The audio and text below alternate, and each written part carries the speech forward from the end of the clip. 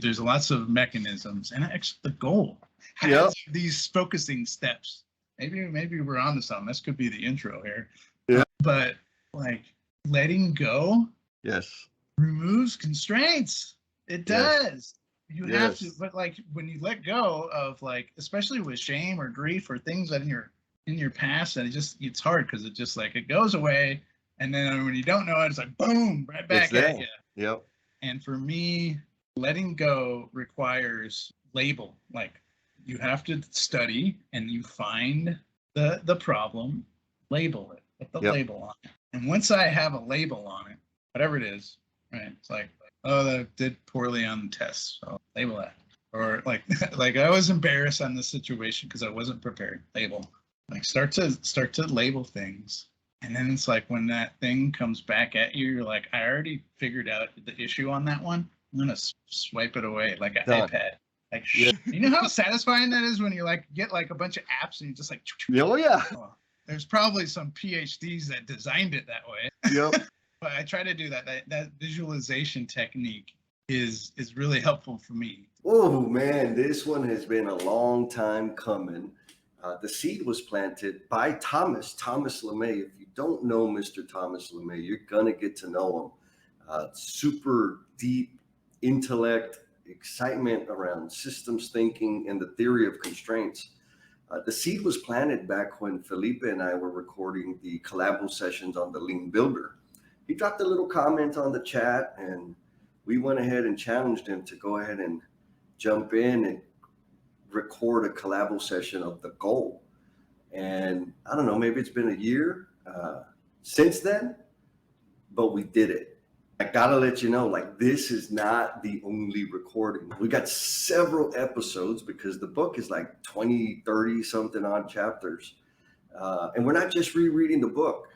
The amazing thing is that when Thomas began reading this book, he actually put the stuff that he was learning into practice on the job site, like on the job site that he was the superintendent of. I think it was in San Francisco.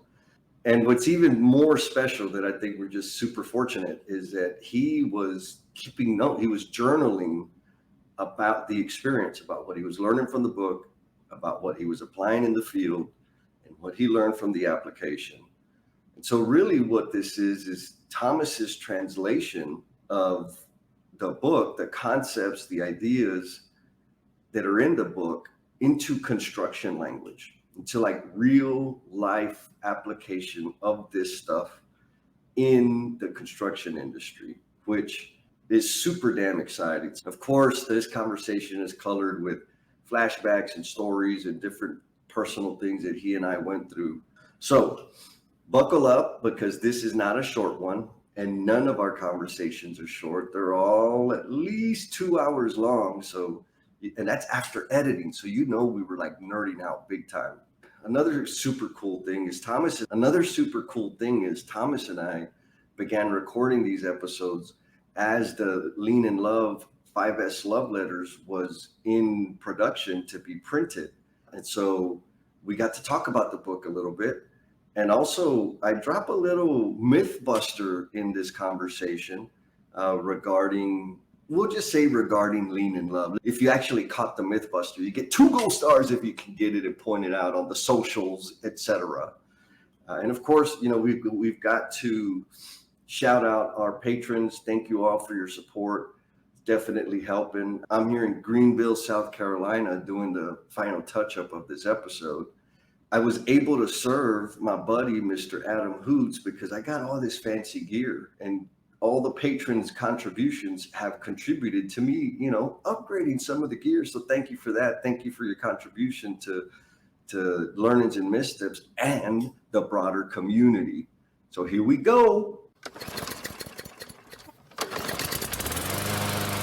I do that with my dad a lot. Yeah. Now, especially that he's retired, so he could kind of reflect.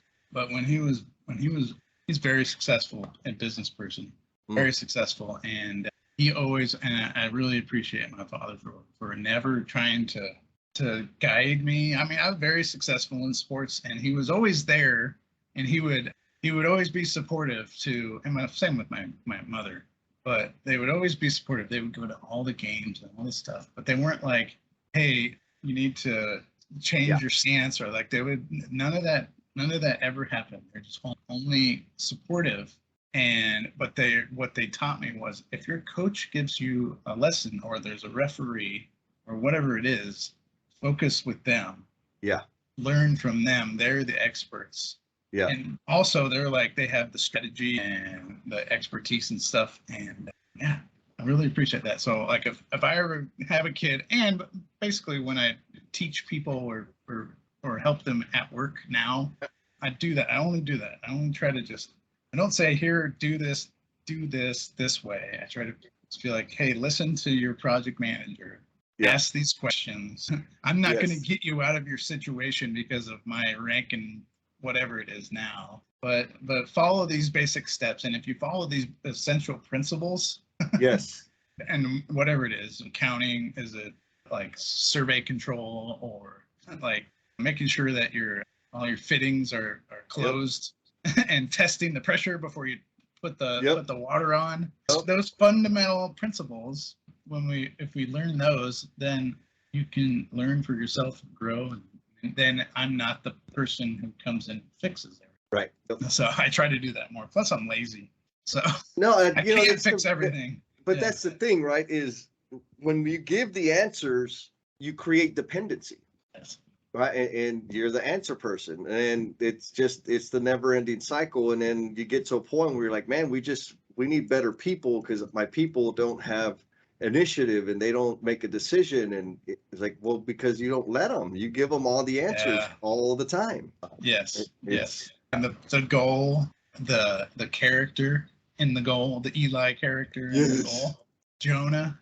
Yes. He embodies that ideal, or that person. Yeah. Only ask questions. It's like if Jonah goes in and be like, hey, you need to move this machine over here.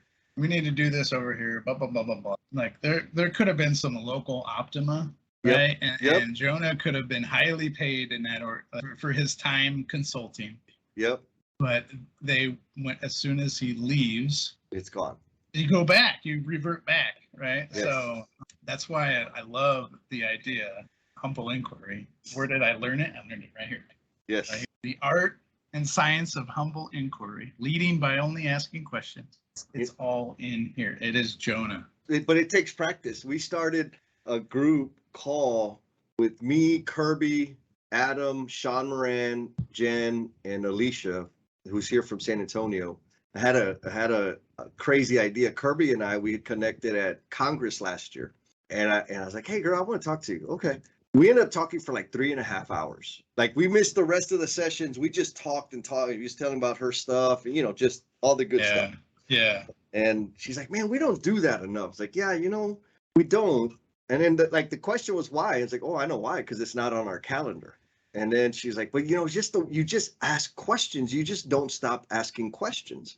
And I was like, I know. Well, yeah, I was interested, of course, but I have practice. So I started thinking, I said, what if people comment on the way I ask questions and how rapidly or comfortably I get vulnerable. And so I started evaluating. I said, okay, how did I do that? Because I know I learned that. Like, I didn't have that. Like, that wasn't a natural thing. Oh, like a David Verbal or somebody? Exactly. Yeah. So I learned it from David Verbal in one of his humble inquiry classes, where you sat down in the tree, right? And one person is the problem owner, one person is the coach, and another person is the observer. Yep. I've done a similar one. Yes. Yeah. With David in Nashville. I think maybe you were there. I'm not sure, but I know he's amazing. Yeah. And so I said, you know what? And then the other, like, the vulnerable part was because, going to 12-step meetings. Every meeting I go to, I got to say, hey, I'm Jesse, and this is something I'm dealing with. Right. So getting used to saying I have a problem and just saying it without fear of judgment or whatever, just getting it out. I had repetition upon repetition of that. So I said, you know what? I'd send an email to everybody, say, I want to try this thing. Okay, we tried it. And we've been doing that about once a month for, 5 months or so. And it's awesome because, like, the rules are no solutionizing. When you're the coach, you can only ask questions, and you got to ask open-ended questions. No yes, no sneaky calls, no, none of that. crap. Yeah, you're not running a deposition. You're at leading questions. Right. Although there is time for leading questions. Absolutely. Like you're trying not to steer them into a corner. Yes. Let's both practice his name, his first name. Okay. You go first. Well, I always just refer to him as Eli Goldratt. Yes, but you got to say it at least once. Eli.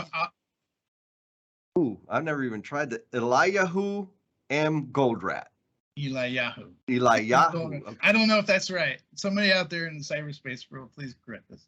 Eli, the guy he's amazing. Yes. He is. You know, I always wonder with folks like that, like, were they vampires? How did they get that much knowledge? And like, there's a lot of people out there that have tons of knowledge, but then the ability to articulate it so that other people can digest it. That's it. He's so smart. He can put it in a way that a person like me can read it. Exactly. Yep. Oh man, let me pull up I do a training when I introduce the theory of constraints to people, because this is legit. I use this at work. I am not an expert. Let's just go ahead and put a disclaimer. Let's just get this out of the way right now. I am not a TOC expert. I am not a theory of constraints system person. I'm not classically trained. I haven't attended any seminars with Dr. Goldratt or the Goldratt Institute, or have any affiliation with the Goldratt Institute. Disclaimer. But I really enjoyed the goal. The goal for me was a turning. What about you, Jesse? Yeah, man. Same Are you thing. an expert? I am not an expert. I think the only real certification I've had for any period of time is my driver's license, and I've even had that suspended a few times. Not at all. You know me, in construction guy, plumber background. Most of the stuff that I think I know, I learned as a result of just bumping my head around and trying stuff to the best of my understanding. Right? Whatever it is, the theory of constraints, last planner system, humble inquiry, whatever it is, all of the magical things. It's just like, okay, that sounds better than what I'm doing right now. I'm going to go try it. And my day got better. So I was, okay, I'm going to keep doing more of that. And then, you know, right when I think I understand something deeply, like, oh, now I know, there's another level that I was totally unaware of. Like lean, right? When I got introduced to it at TD Industries, and I swear, man, I really thought that TD created the last planner system. I thought it was like their own business. They never said that. I just thought they did. And I thought like pull planning and last planner system was lean, like the end all be all of lean. Oh yeah. Yeah. And then started learning more. I'm like, oh, wait a minute. There's like this whole universe. And then, I mean, the more and more I play around with it, I start learning different nuances, like the 6-week look ahead. I didn't understand, like, why are we going to do a stupid 6-week look ahead? Or plus deltas. Why are you going to do a plus delta? What's the point? Until I learned like another level of it. Like, no. Yeah, the 6-week, you're going to visualize whatever's coming up. But we're going to focus on the things that are happening on the 6th week and make sure those things are constraint free. Like, blew my mind. They're made ready. We're going to what do we need to do to free those things up, ready to go? Plus delta. Oh, so what we should do is review the deltas, do something about them to make the meeting better next time. And plus is, let's make sure we keep doing that. Keep doing that. Blew my mind. Like before, it was like, we're going to do plus delta. It's like, why do we do this crap all the time? Because I couldn't see it. But anyhow, yeah, the answer to the question is, I am not an expert at anything. I could talk. I'm pretty good at talking. Yes. Okay. All right. So let's talk about the goal. Yes. The goal, it was written before Dr. Womack wrote Lean, what is it? Really? Lean Thinking. Yeah. This was written in the 80s. I don't know. I'm not, like, again, I'm not part of, I know these books are dogma to some of us. They are sacred, and they're sacred to me. But I like how they're like, there's universal truths, and we're going to talk about some of them. Some of these truths are like, they've been written into law, and a lot of it is in Toyota production system. A lot of it, and I don't know if they learn from Goldratt or vice versa. That's the best thing about lean.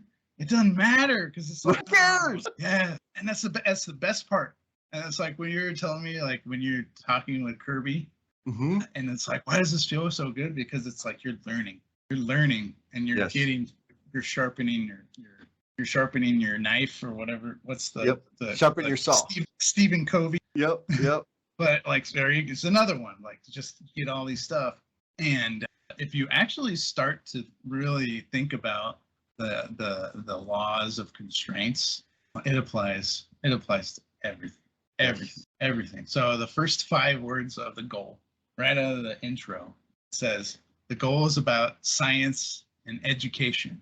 He goes on, I believe that these 2 words have been abused to the extent that their original meanings have been lost in a fog of too much respect and mastery.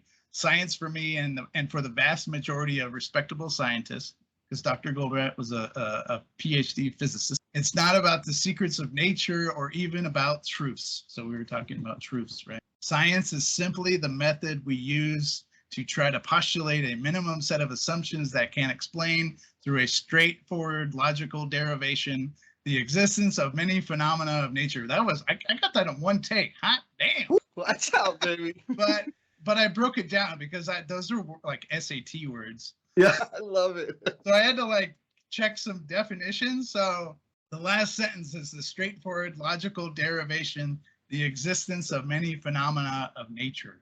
So straightforward, it's just direct, right? It's like direct. Logical, it's you have to have proof. Remember, he's a physicist. Yes. So logic is like you have to have proof. So I grew up in the Midwest, and in the Midwest, there's a state that's called Missouri, or if you're from Missouri, you'd call it Missouri, depending on the part. They have on their license plate, it says, just show me state. And I like it so much because it's like logic, show me, show it to me. I will believe it when I can see it with my own eyes. So logical is like, there's some proof to it. And then derivation, and this is the kind of genius of Dr. Goldratt, I think. The derivation, it's something derived. It comes from mathematics. But it says it's something that originates from something else. And so it's like the chicken or the egg. So like there, and what that means for me is this is a book about flow. Yeah. And you're a plumber by trade. Yes. What is this? What is the logical proof of plumbing? There's one. Well, in gravity systems. Yeah, crap rolls downhill. It rolls downhill. How do you know?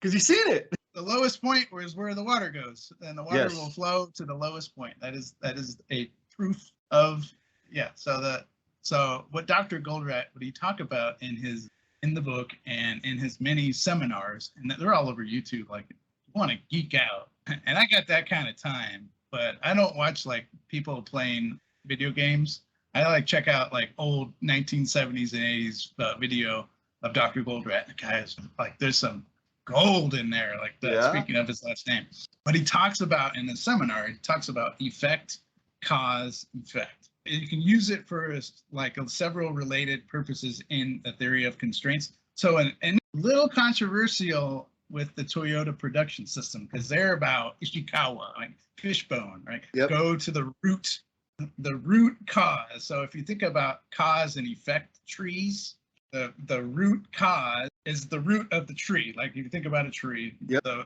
problem are all over the contributing factors are all the branches. They all, it's like a big tributary system. Since we're doing Congress in New Orleans, it's like we're going to the tributaries right now, making our way down the Mississippi. Mighty miss. But the cause and effect. So how do you know? That the base of the Mississippi flows into the Gulf of Mexico in New Orleans? Well, you can see it, right? But you can follow that all the way back to all the tributaries. So that's the Toyota method. But Goldratt says, no, you got to dig a little deeper. You got to understand there might be multiple cause and effect trees that are competing. And so he goes, and sometimes the cause and effect trees, if you've solved the root problem, but you've solved the wrong root problem, you do nothing. You only optimize in a local area. So you have to study the entire system.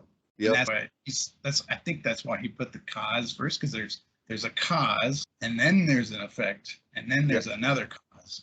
So the constraint is a core issue or it's a core problem. So if you don't fix that constraint, waste.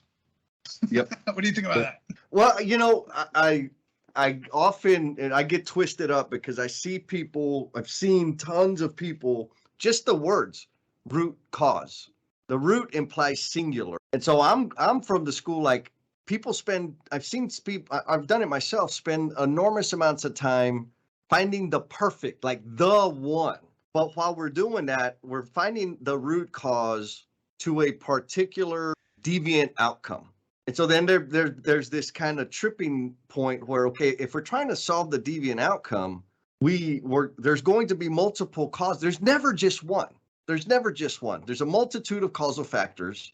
And so there's some analysis, you can get as scientific as you want to prove which one is the biggest. And then you can go after that one. But I haven't seen a whole lot of problems where it is the one thing.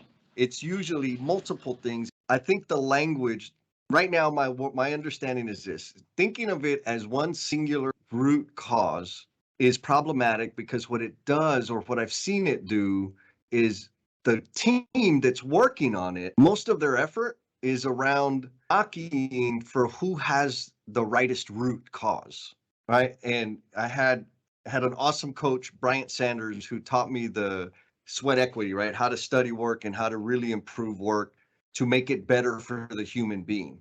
And I remember me and David Solomon. You remember David Solomon? That was a piece of the work that we had. David, you're an awesome dude. If you're listening, I hope you are. I miss your face. Please come back into my life. I need to reach out. Yeah, say hi to somebody, bro. And so we were like, oh crap, like we missed like 28 seconds of video that we couldn't see the person. Like we had a bad angle. And we're like, damn it, now we got to go back and record them again. So we're like, okay, we're going to go record. And our coach was like, why are you going to do that? I'm like, well, because, we didn't get this little piece of the thing. He said, okay, so you're going to go out and you're going to record them. You're going to disrupt their work. You're going to capture more videos so you can come back in here and sit down in the air condition and pick apart their work. In the meantime, they're out there dealing with poorly designed, miserable work. I was like, got it. Let's do something. Right. And so for me, that was powerful in the moment because I think there's a trap in getting into this pontification about what's the root cause. And it's like, I agree 100% that you may only be optimizing a very local point, and big picture, you're not having a grand effect. But I also know that if I'm not doing anything, life sucks for a lot of people. So back to the root cause, like the fishbone diagrams and this type of root cause analysis, I push very hard to let it be plural. Let's look at all of them. Let's not discount any of them. Let's just understand what are the contributing factors first. And then we can super simple analysis. Let's pick one based on frequency. Which one happens the most? Or let's pick one based on our locus of control. Which one can we make a decision to go in effect right now? Because the root, the singular root cause thinking for me is home run thinking, meaning I'm going to hit a grand slam every time I go up to bat. And the problem with home run hitters is they have a low on base percentage and the low batting average because the number of times they make contact is lower. But when they do, they hit it out of the park.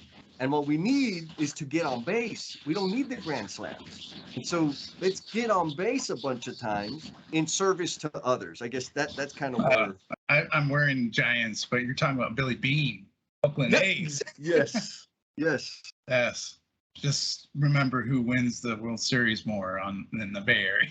Yes, but yeah, you're right. You got to get on base. We got to get into this book. There's this other awesome book. It's called The Brothers Kane. It's about baseball. It's a professional baseball player, and they're at a funeral, and he's trying to think of the story. But he's describing that it's not about hitting home runs, or it's not about that perfect pitch that you can just nail. It's about wanting the pitch that's being thrown at you. That's the one you want. And if it's a curveball, that means you have to be very well-rounded to hit curveballs, breakers, fastballs, sliders, off speed, all of the pitches. That's why I love baseball, because it's strategic. Some people think it's boring, but you got to get into the deep stuff. But yeah, you got to want every pitch. You got to want them all. You can't just get picked. It's not an a la carte. If you go a la carte and just hit bombs, you'll strike out more often. And if the idea of winning a game is runs, not hits, or not home runs. Let's talk about the goal. No expertise on this call. So we talk about problems. Like everyone in construction, we're faced with problems. It's like, it's overwhelming. Some of us even lie and said, hey, these are opportunities. Like, get out of here with that. Oh, and yeah. No, these are opportunities. Like, yes, they are opportunities if we approach it in the correct way. But man, we got some issues. And if we don't label those core issues, remember we're talking about cause and effect. Like when you get close to a core issue, when you get real close, and you're like, ooh, I'm close to this issue, people will get violent. They get violent. Or you shine lights where you shouldn't want to shine, or get into budgets or those kind of things. When you get close to core issues, people will push away. So a leading indicator for me is like the pushing away factor. The more angry people get, or the more that's like, ooh, okay, I'm on to something here. You can't just go after core problems out of the gate, because people will armor up, right? They'll armor up. So you have to think about things in flow. When we were talking about the goal, remember I said this book is about science and education. It's about flow. What are constraints? So there's a psychologist, and he has a fancy name. My colleague, I'm not even going to try it. He wrote this book about flow, and he described it in an interview with Wired magazine. He goes, as a state of complete immersion in activity, the ego falls away, time flies, every action, movement, and thought follows inevitably from the previous one, like playing jazz. You know how people like jazz? Because it's like, it feels kind of like sporadic, like it's never the same. But like the thing about jazz, you have to understand underlying theories and the chords and the tempo and those kind of things. And that's flow. Have you ever been in a flow state? I've very few times. I think you told me about this once. You like spread drawings on the floor and you like got into the drawing. Yeah, look, thinking of flow state, from that understanding, yes, many times. So the time that you talked about is back in the day when I'd get a new project, when I was a plumbing foreman and mechanical superintendent. What I would do when I got a new set of drawings is I'd pump up my air mattress so I can lay down on the floor, and I would clear the floor and lay out my drawings on the floor, and I'd have my ISO paper, my highlighters, my colored pencils, and I just dive into the drawings. And like for hours and out, like I wouldn't even, my baby brother I remember he would watch me, right? Because I'd do it. He'd come over sometimes, or I'd be at my mom's house sometimes. And like, okay, I just need to focus. I need to do this stuff. And he would say, I want your job. I was like, why do you want my job? He's like, because all you do, you draw in color. Like, that's an awesome job. Like, I was drawing isometric drawings of the system so I could do my takeoff, highlighting, the notes and the spec book and like the whole thing. And like, I didn't, like in my head, it wasn't like, okay, let me set up the condition so I can get into flow state. But that's what I did, right? Like it was a ritual, new project, air mattress, the conditions. The floor. Yes. There are things you must have. It's like setting up for a pull plan. There are things you must have, and there's patterns involved. So when we talk about flow, it feels so good. It is like the ultimate state. There's like, and there's drugs that you can take that trick your mind into thinking you're having flow. Yes. And when I was reading this book, I was using that medicine. I was using that type of medicine that it corrects some chemical imbalance in my brain and in my body. And I use medicine to treat my anxiety. I have anxiety. And one thing I learned was I thought I was crazy because of issues.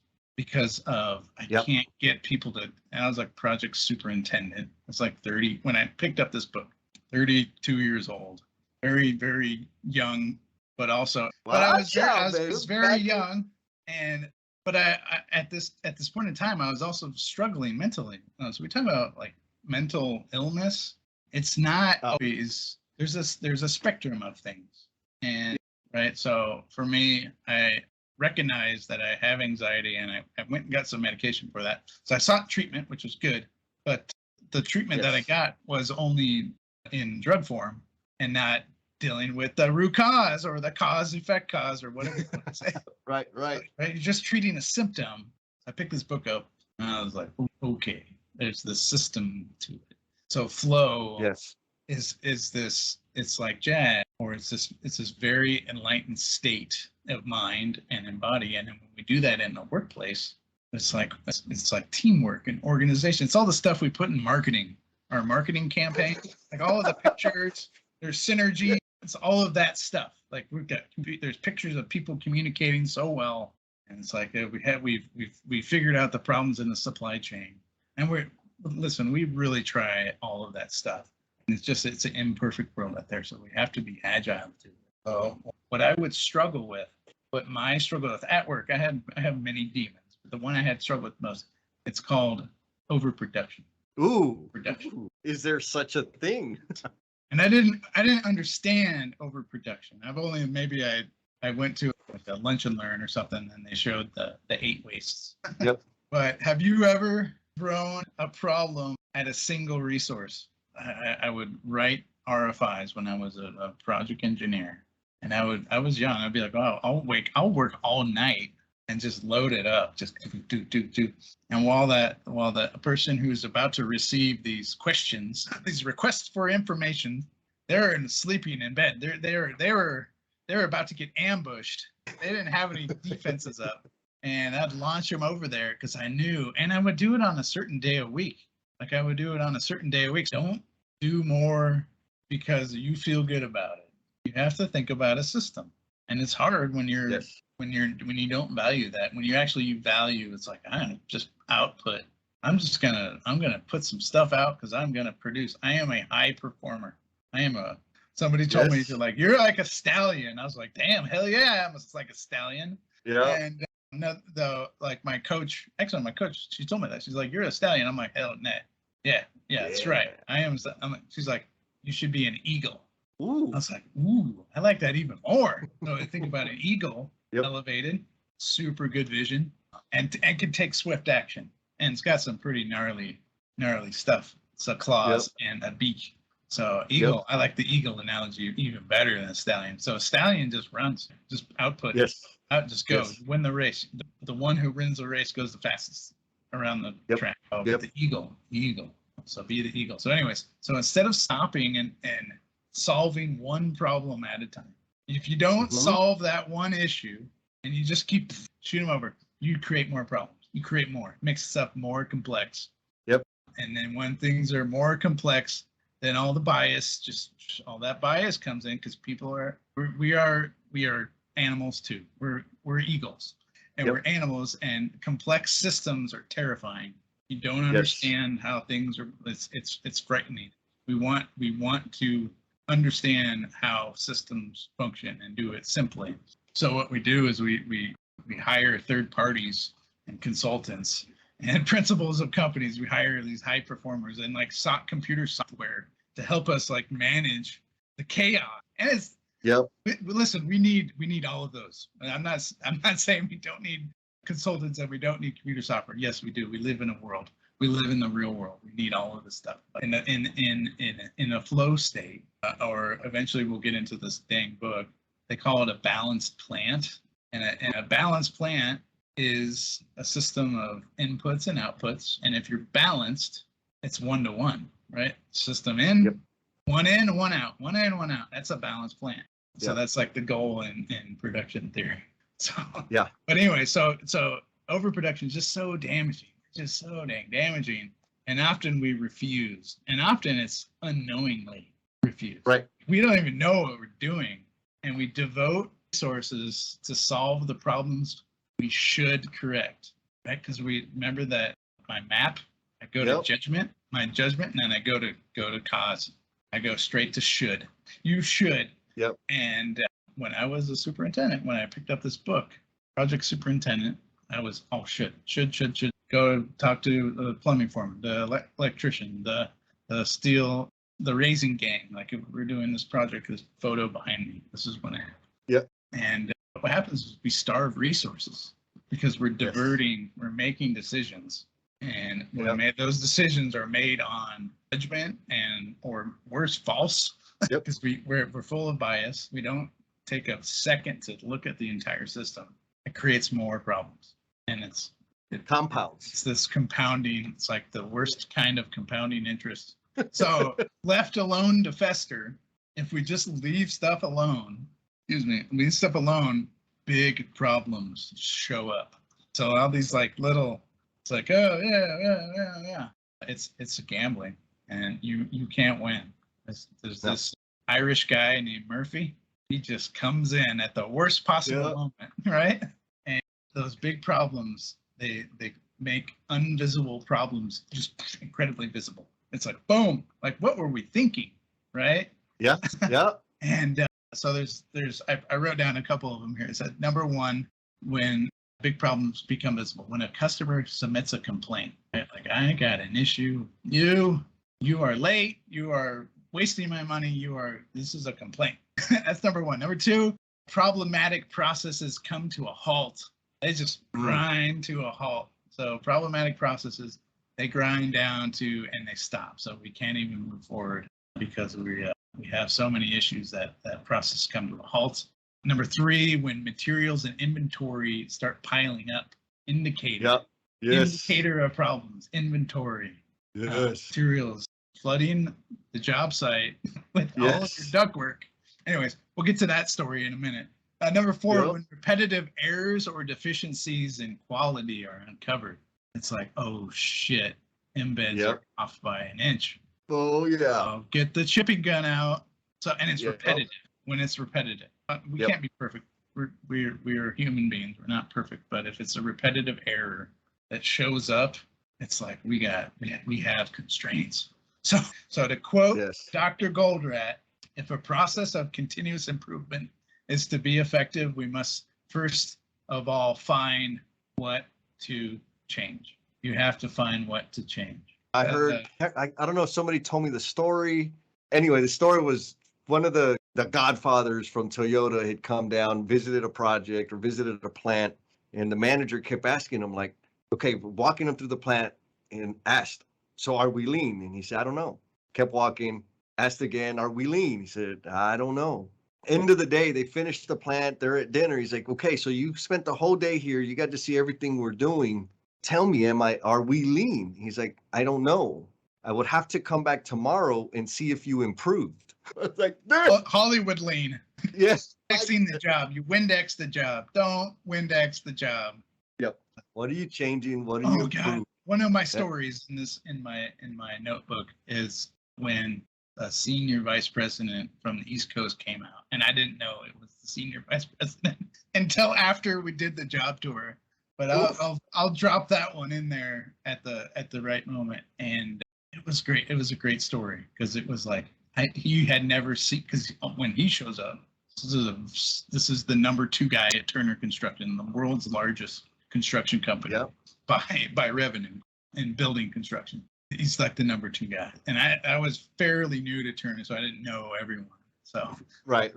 But I'll tell that story because I didn't Windex the job. Right, it was we walked this project site, and this is when I was doing some of this theory of constraint stuff, and it has an organizing effect, and it does you do see improvement rapidly. So we'll talk about that. But so Goldratt says you have to choose what to change, and then once you choose, it's like, okay, we got to change this.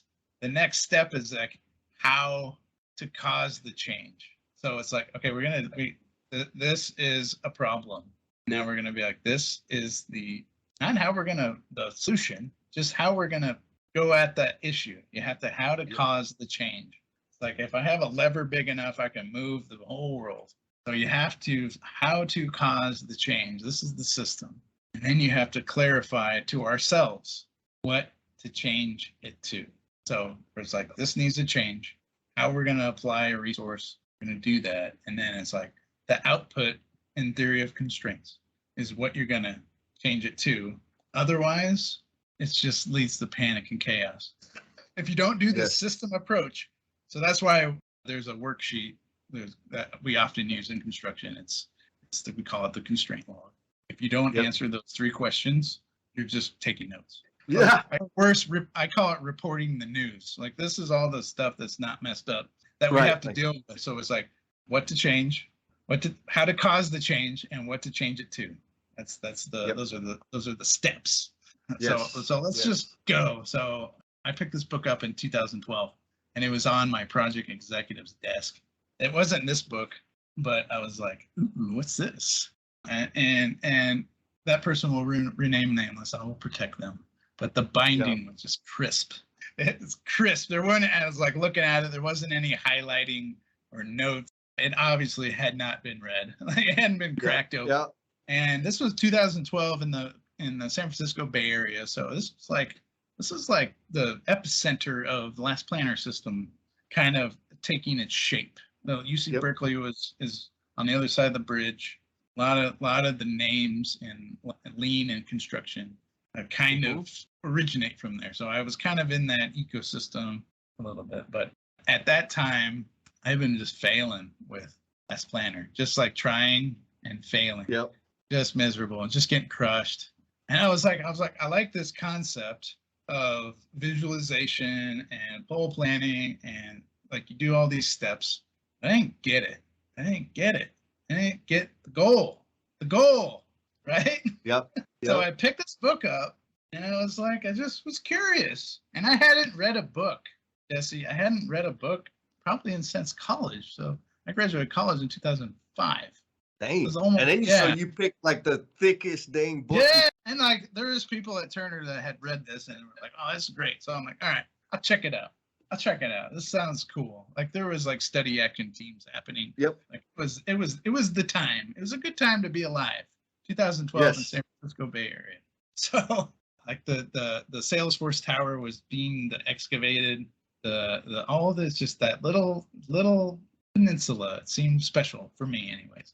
But the goal is relevant for all types of situations because it's about learning what makes the world tick so that you can improve it. You have to learn. Remember, it's science and education. There's the characters, and this book is a novel. Like it's a novel, and there's characters. It's not a textbook. What did you like that feature? Man, absolutely. Well, I can't remember if I read it before I listened to the audio version. But I know that when I listened to the audio version, like it totally came to life. And I think I did read it first. I can't remember who turned me on to it, but like, oh, let me check it out. And I was like, oh my, like I just had to because it was multiple characters and like the dynamics the situations that the lessons are built around was like, oh yeah, I know that life. Like I was having flashbacks of all the problems and the arguments and the butt chewing and it was, the whole thing, the story was beautiful and perfect because like, yes, theory of constraints and yes, processes and yes, systems. And I get all of that. But what the book did or does is it shows it from a human perspective. Right. And so for me, that was important because I've always been biased to people and how people feel and how people communicate or don't communicate. Like I'm biased towards that. And so it's easy for me to cut people off, turn the systems thinkers, because it's almost like either or. You're either a system process thinker that doesn't account for the human and says, well, if humans would just follow the process, or you're kind of a human type person and say, well, the processes are nice, but you don't really need them because people are people. And I know both of those to be false. Like it's the combination and figuring out the education, the learning. Yes. Because people are people. They're unpredictable. We're driven by ego. We're driven by status. So just because it makes sense to follow the process because it'll be better. But if my new boss says that process is bullshit, I'm going to do what my boss wants because I want to raise. Right? Like that's the reality that these things like that are combating is process systems. And then, damn it, I'm a human being. So all the characters in it was like, oh yeah, man, now we're talking. It was great. Yes. The characters, it makes it so personal. So Patrick Lencioni writes novels like that too. and perhaps someday maybe I'll make a novel, but we'll see how that goes. I think it's a journey, and for me, like, why was I failing with Last Planner? Because I was going by the book. Like and listen, and thank you, the professors at UC Berkeley. Thank you for the book. Thank you. They literally gave it to me. Wow. Yes, Dr. Ballard and Dr. Tomlin. Thank you. We're gonna connect.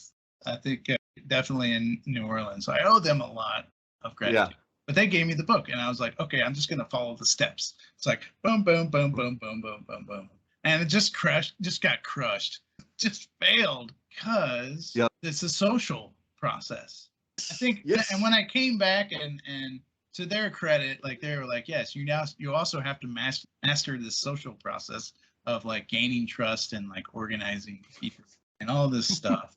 So, but the goal is like you think logically about your problems. Logically, remember this logic thing again? Like if you have problems, you have to prove that your assumption is wrong, and that's the scientific method. And who's the Greek philosopher Socrates, who kind of I guess designed that. The Romans or the Greeks, they made him drink poison, right? They were like, what is this sorcery, this study and making assumptions and all this. I don't know the whole trial process, but when you start to think logically, people are irrational. Human beings are irrational, and so like you have to approach it.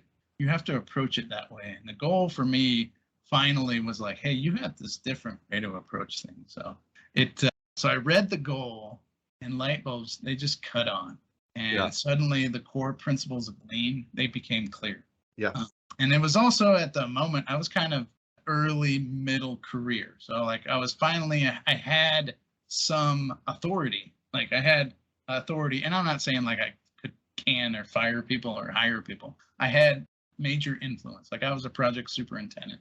So I could like, if we wanted to do stuff, pretty much they had to do it. Like we're going to do it. And I was like encouraged. And it was like I said, it was like the golden time. It was like, oh, this is cool. This is innovative.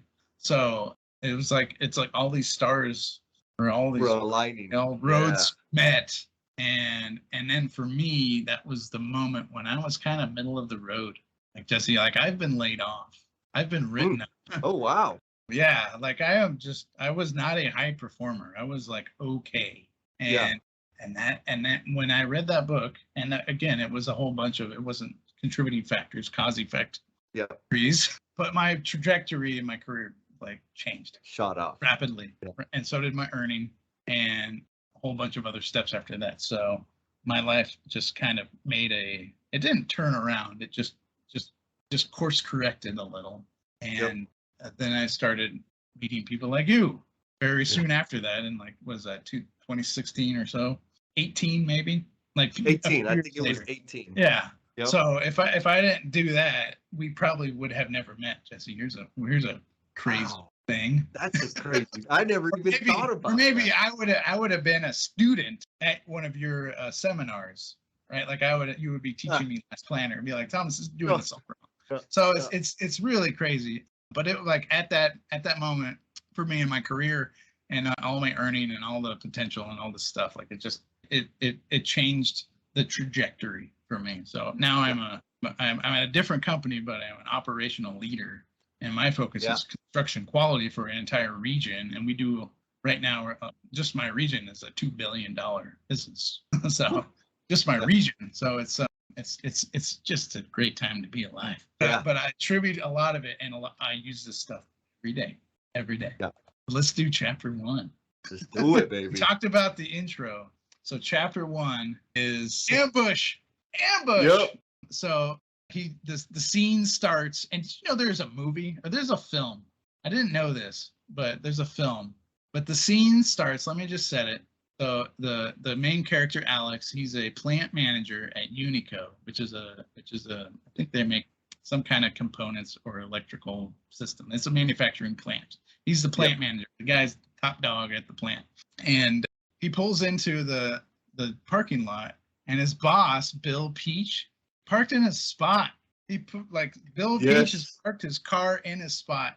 So like how like reinforcing cycles work. So when you pull into work, and I don't think we do much assigned parking anymore, but back in the 80s, this book was written in 1984. So it was written in the early 80s. I was also created in the early 80s. But he shows up unannounced. His boss shows up unannounced, and he's waiting for him in his office, sitting at his desk. So his boss totally ambushes him. And one person I haven't met, but I hope to do so soon, is Brian Winningham. I think you've interviewed him. Dude was an Army Ranger. Dude, Army Ranger. Like Memorial Day, like Memorial Day coming up, like the 75th, like airborne all the way. Like, thank you, Brian. But ambush is a combat technique, and it's very effective. It is very effective in combat, and I have not been in the military. I don't understand it, but from what I understand, ambush is a very effective technique, and not in a, I guess it's effective in combat, but in the business sense, like, do we need to attack each other? Like, really? So Phil Peach sitting there in his desk in the 80s, he's attacking him. He's like, he comes out of like the first chapter. He goes, I'm dissatisfied with productivity in your personal performance. And he's scrutinizing like the use of this robot, the Index 10 hands. And he's like demanding. So like, I've belittled you. I've torn you down. I've ambushed you in combat. And then at the end, he's like, by the way, you have to like prioritize this late order. You have lots of late orders, but this is my late order. I go to Bucky Burnside. Sound familiar? Ever get ambushed? Oh man. Well, so yes and yes. Like, yes, I've been ambushed, and yes, I've ambushed the hell out of people. So we had this process that was called job reviews. This was back when in my trade partner days. And so we would it was a monthly review, financial review, health of the project, all this sort of thing. And I survived many business unit leaders, which I always kind of think that's interesting. There was a bunch of them. They all knew the right best way, but none of them lasted more than 2 or 3 years.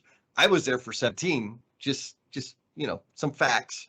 And there was one of the leaders every month, he would get us with something different. Right, like it was the goalpost was always moving, but the way he went about it was total ambush. And then it was the same damn speech. This is unacceptable. You need to get better. And almost to like what Peach says in this thing, like if you can't figure it out, what do I need you for? Like, okay, so I'm going to show up to this meeting so you can tell me how much I suck, but you have no idea how to help me get better. Like, what good are you? Now, what I would do, if maybe it's counter ambushing. Back when I was a foreman and out there in the field, and I knew the fancy people were going to come walk the job, I would keep like a bucket of questions in my head or a bucket of problems. And so when they came and they started like getting ready to attack me, I'd hit them first. Hey, well, what about this? And we did this and divert their attention. They go chase that fly, and I didn't have to deal with any rush orders for their BFF or for some commitment they made that was ridiculous, because I got them hooked on something else, none of which were productive, right? It didn't help the situation. All it did was make the situation worse. And the book talks about it, right? The rush orders, like rush. This needs to go. Put this. You're terrible. You're failing. Your personal job performance is on the line if you don't get this plant turned around. I'm gonna wait. I don't spoiler alert. And the only way to counter an ambush is have a swift reaction team, right? It's like this book was written in 80s, so Top Gun, 86. When Iceman's under attack with the Russians, he calls in for Ready 5 for Maverick to come and be the swift reaction team, right?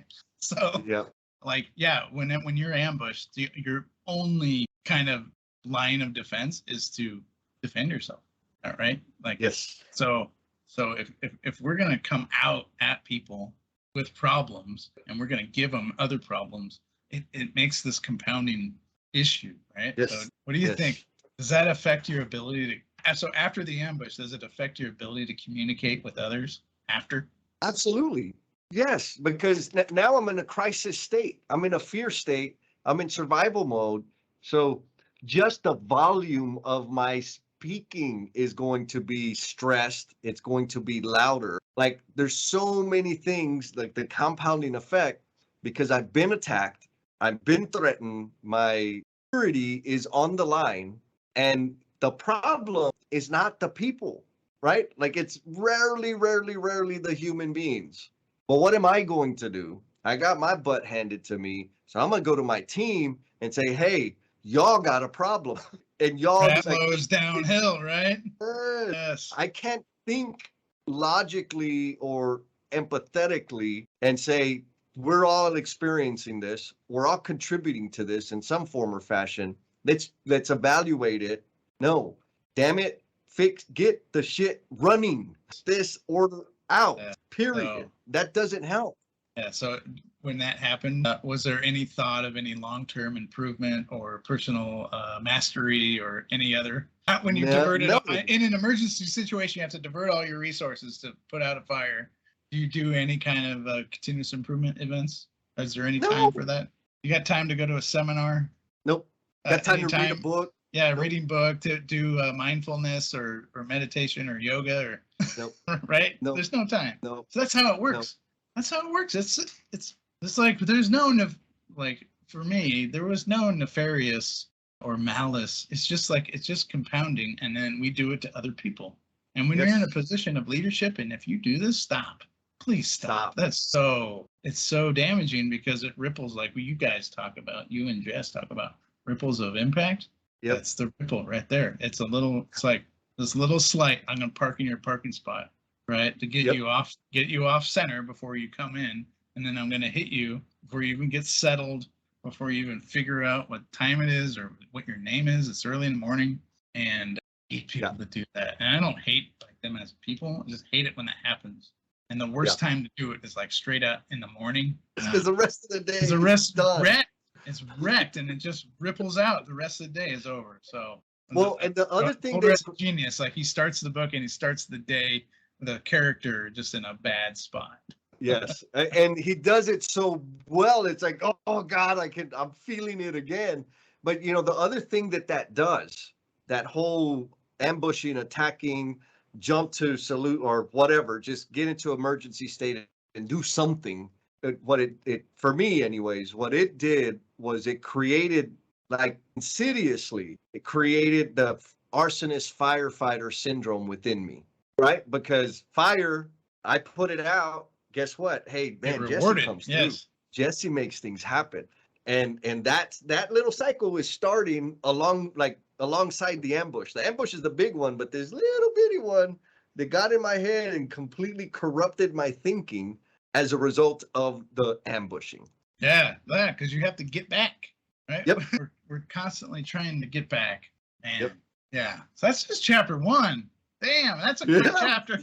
But that's how it works. That's how life works. Like you get ambushed at work, and not only, and we obviously put a person in a bad spot here, but it works that easily. It's just like you get on people's cases out of the gate in the morning. It ruins their job. So if you flip to chapter 2, he takes it home. He takes it home. We're going to talk about work-life balance right now. So Alex takes it home. So he's like gets wrecked at the day. He's got to he's the plant manager. So he's got to rearrange an entire order of a production line. So he's got to pull people off, and like there's a setup that has to happen. And there's milling machines. There's all kinds of stuff. And this happens in construction too. Changes happen. It's like, oh, we got to pull these guys over here, and that, like, stop doing that, and blah, blah, blah. So it's like, it just takes it out of you. And then you just come home at the end of the day, and it's like some scowl, like listen, just take it home. It's you're a human being.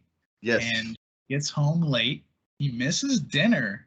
And in the 80s, the dinner at 6 or whatever time it was is very important. How do I know? I grew up in the 80s. Yeah. And before that, though, he goes and gets beers with Bob Donovan, the ops manager. So he's the GM and ops manager. They go out and they're like, "Cheers, bro! We got that order out. Like, good job." Yes. Like, there's like some celebration, like it was a bad day. We gotta go do some numbing. Yes. Gotta hit the beers, and there's culture there. This is male culture. We gotta get some beers after work. After 5, I do it. I still do it. Yep. It's not that that's a bad thing, but this is the transition. So the work-life balance thing, there's a transition from work and life, right? And what happens is like work ends and life begins. No, that doesn't happen. There's just transitions from the time you're at work to the time you're at home. It's just a transition. Yes. Your life is the entire time. Here's a secret. Let me let the secret out. Life all the time, 100%. You don't need to balance that. That's the 24-hour part. You're alive. When you stop being alive, then you don't have to worry about work anyways. So they celebrate the win. He comes home and his wife is unhappy. So Alex Rogo's wife is unhappy. So sound familiar? You ever come home from work, you're feeling good about what you achieved, but also like kind of sore or getting burned. You're like, so it's like all of the trials and tribulations of the day, they load up on you, and you come home and it's in the day, and it's like you haven't quite gone to sleep yet, but you have to interact with the people who you dearly love and care about. And the whole point of going to work, it's like to have a roof over your head and have a stable home for your family. And you go and you bring with you all of the things that happened in the work. Yes. So work-life balance to you, Jesse, is it a goal? Is it a myth? Or is it a fantasy? How about a mirage? And it's the same mirage as time management, right? Like, can you manage time? No, there's nothing I can do to speed it up, to slow it down, to save it. Like it happens all the time, no matter what I do. So I don't have a time management issue. I have a Jesse management issue. I need to learn how to manage myself, not time. We got clocks and all kinds of sundials and all kinds of other things that'll tell us what the time is doing. And so the work-life balance, I think that's where I get hung up. It's the way I think about it is accepting the whole human, the whole entire person, period. Right? Like, because I had there were a lot of years where it's like, nope, I'm work at work, home at home. I had very hard lines between that, but having that hard line was an enormous stressor for me. You know, I've been dated, have a lot of exes, I'll just say it that way. And the one thing that really rubbed me, because I've done a lot of really dumb things, and I'm okay with getting in trouble for doing dumb things. I'm not okay for getting in trouble for like thinking about work, because that's not a bad thing. But can't you just leave work? Can't you turn it off? Can't you just no, I can't. Like, I am a human being. My work is very important to me. It means a lot to me, and I can't turn it off. It's what I'm thinking about. I apologize. Can you just accept me as the whole person that I am? And same thing at work, right? When I'm struggling, I'm dealing with my own addiction issues, mental illness in the family, the stresses of whatever, and I come to work, you can tell me like, dude, you need to leave your personal life at home. Don't bring your problems to work. That doesn't do anything except for add to the stress, right? That doesn't do any. And again, it's not accepting the whole human being. And so that's where I'm at with it. I'm a human being all the time. If you can't accept that, then we're going to have a problem. So this balance thing, I get stuck on the word balance maybe. Yeah. It's, we have to have something so people can kind of rally around it. So work-life balance is important. You should have balance, and I think it's a strive to have balance, because when you get out of balance with things, then there's problems. But this is what I personally believe, is that there is no membrane to your work in your life. And oftentimes, and especially in the United States, your work is your identity, right? Yes. Like you go to a dinner party or something, the first thing you ask is like, what do you do? Right? Yep. As part of like your introduction to people, like, so work is identity. And if you don't believe me, go on LinkedIn. It's your identity. Ironically, when I was learning this book, we were building the core and shell for LinkedIn, but it's your identity. So there's no membrane. So for me, if you carry sorrow, if you carry grief, if you carry shame, if you carry annoyance, right? If you carry anger, you have to control that in the workplace, right? You have to control that. So it's for controlling things, you have to spend energy. You have to burn calories to be like, I need this problem at home, or I'm in debt, or I have a problem with my personal relationship. And like, you can't bring that into a workplace thing because there's no place for that. It's like, what do you want us to do with that, Thomas? So you have to control it at work. Yeah. You have to control it at work, and that takes energy. So you have to spend energy to hold that in. Yep. and not allow it to affect your emotions or whatever, or judgment or visions. And we only have enough energy in a day we have to go to sleep, right? Yep. To replenish our energy and eat food and drink water. So when you're at the end of the day and you have less energy, you're tired, all your guards are down, you're in a safe place, you're at your home. Oftentimes that holding it down, that controlling behavior, you let it go, and all of a sudden now you're having a conflict with your family members or your pets or your stuff in your house, right? Like you Yes. punch a hole in the wall, right? Because you're just so angry. I've done that. Like you take stuff out and you're frustrated. So like it's because that energy that you spent all day long, you've run out of that. So oftentimes when you run out of energy, we have to turn to substances. Yes. So for me, I would turn to alcohol. I Yep. still turn to alcohol to help hold it down, right? Because it's like you get euphoric when you're under the influences of things, and it takes the edge off. It kind of takes the edge off of things for me. And that's why alcohol wasn't enough. I had to turn to antidepressants and benzo, like the other antipsychotic drugs, because I didn't have enough energy. I didn't have enough energy to hold all that down. So I had to turn to medicine and alcohol, I guess, and other drugs, to help control that behavior. For me to stay normal, to not go crazy. That was for me. So, and then you transition, you go to sleep, and you get up in the morning and transition back. So luckily, I never got it never was a problem for me, but it definitely affected things. Definitely. So Yes. 5S in relationships. Uh-oh. This is it right here, chapter 2. When problems at work manage to multiply at home. What do you think? Is this why Is this why you are writing a book? Yeah. The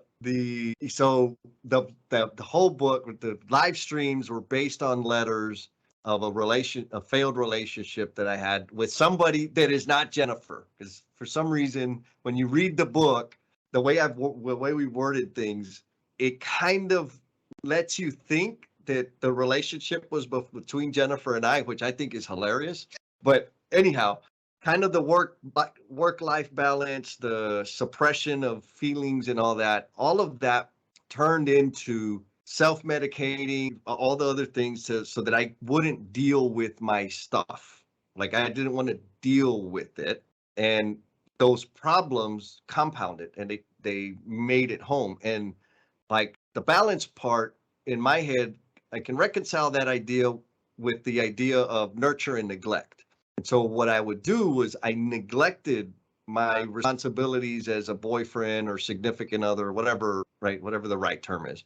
So I just didn't understand what the problem was because I'm going to work, I'm traveling, and I'm working at home. I'm 4 a.m. on the Saturday or Sunday morning. I'm up and I'm on my computer. Like, what's wrong with that? And all the other baggage that we brought into the relationship that she brought from work and that I brought from work. Like we'd come home and she would be telling me about a situation and it's like, again, the same problem. Like, why haven't you done this? She didn't want me to answer the problem for her. She just wanted me to listen to her.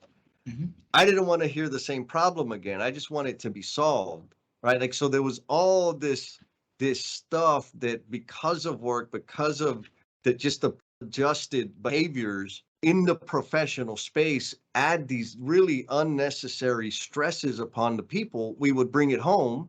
And like you said, we're probably, both of us are looking for some kind of reprieve within each other, but because we have our own garbage, we couldn't help each other. We couldn't support each other. Anyhow, relationship comes to an end. She translates Oh the yeah. 5S system and direct application to our personal relationship. And I'm just like, oh my God, like, she's not a lean freak, right? I was the only lean thing in her life, and not physically lean, right? Had some extra padding on me, but she started getting an interest in reading some of the books that I would read and whatever. And she took it upon herself to, like, okay, let me speak the language this fool speaks, and wrote it out, right? Sort, set, shine, standardize, sustain. But as it related to our relationship, and it was like, oh my God, this is, blocking out time, visualizing our calendar, like just all these little genius techniques that helped and they did help the relationship. I was too far gone, or maybe just not willing to make the investment it really required. But it absolutely helped with the realities of what we deal with in work, and being the whole human being, right? It created the conditions for us to be able to communicate and sort through all of our stuff. Yes. Oh, thank you for sharing that. Wow. Hey. Yeah, because when problems multiply, we're talking about systems Yes. thinking and constraints. We have to figure them out, and then we have to what to change to and how to cause the change. Right? We got to have those systems in place. Oh, that's so good. Thank you for sharing. Yeah, man. And then just chapter 2. I'll wrap chapter 2 up. I got the Lean Builder book, page 25. Yeah. After work events, clinking the beer. Joe and Keon, thank you. I wonder if they read the goal in their writing. I'm sure they did. But the post-work vent session at the smoke pit. Yes. Was definitely is in Texas, so we're having some smoky barbecue.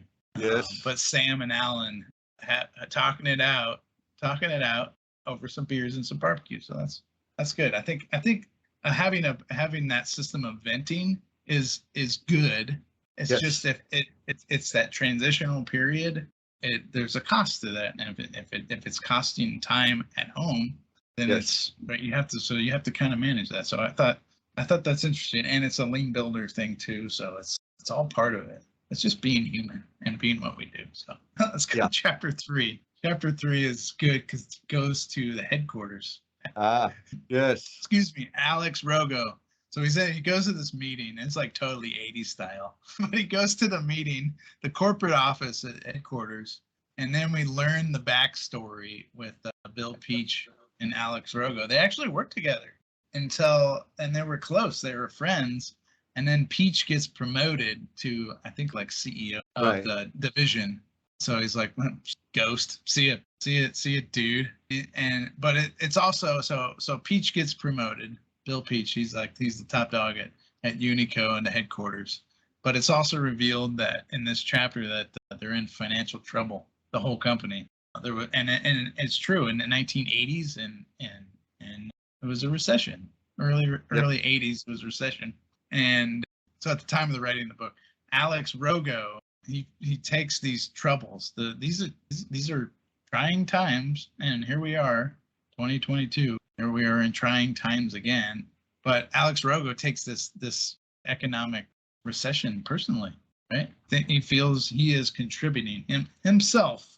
They're a manufacturing, so they build stuff for people to buy, and if in a recession, there's fewer people wanting to buy things. So it's he takes it personally, but he's at the this is the 1980s, so you wear a suit and tie at the AQ, and he finds a cigar in his suit pocket from Jonah, his old college professor. Speaking of Dr. Tomlin and Ballard, but finds a cigar. He's like, what's this? Remember something? Like I like you ever do like the little Easter eggs? You find somebody and you think about somebody, you're like, oh yeah. So but when you're at the HQ, you get lots of imagery in the HQ, right? About culture and core value. And those are important things. You have to have those. But Jesse, you told me this one, and it's about say-do ratio. And why that's really important. So I call it the say-do leadership index. because you can Yeah. actually factor it. Yeah. But what's the say-do for you? Say-do ratio for you? For you? Man, Because you own your own company. You must have just amazing core values. I have some core values, and that's really great. So here's one that I'm striving to, and I'm been brainstorming the conditions to make it happen. So what the say-do ratio, like I'm launching the business, and the business is not to make money. Making money is going to be an outcome. The business is to facilitate me serving people in the way I believe I'm best designed to serve, right? The gifts and talents that I have, I can choose to deploy them appropriately whenever I want, as much as I want, or as much as people will tolerate. Now, in that, the money thing is a real thing, right? Because I need to eat. But how do I select my client? So here's a say-do ratio that time will tell.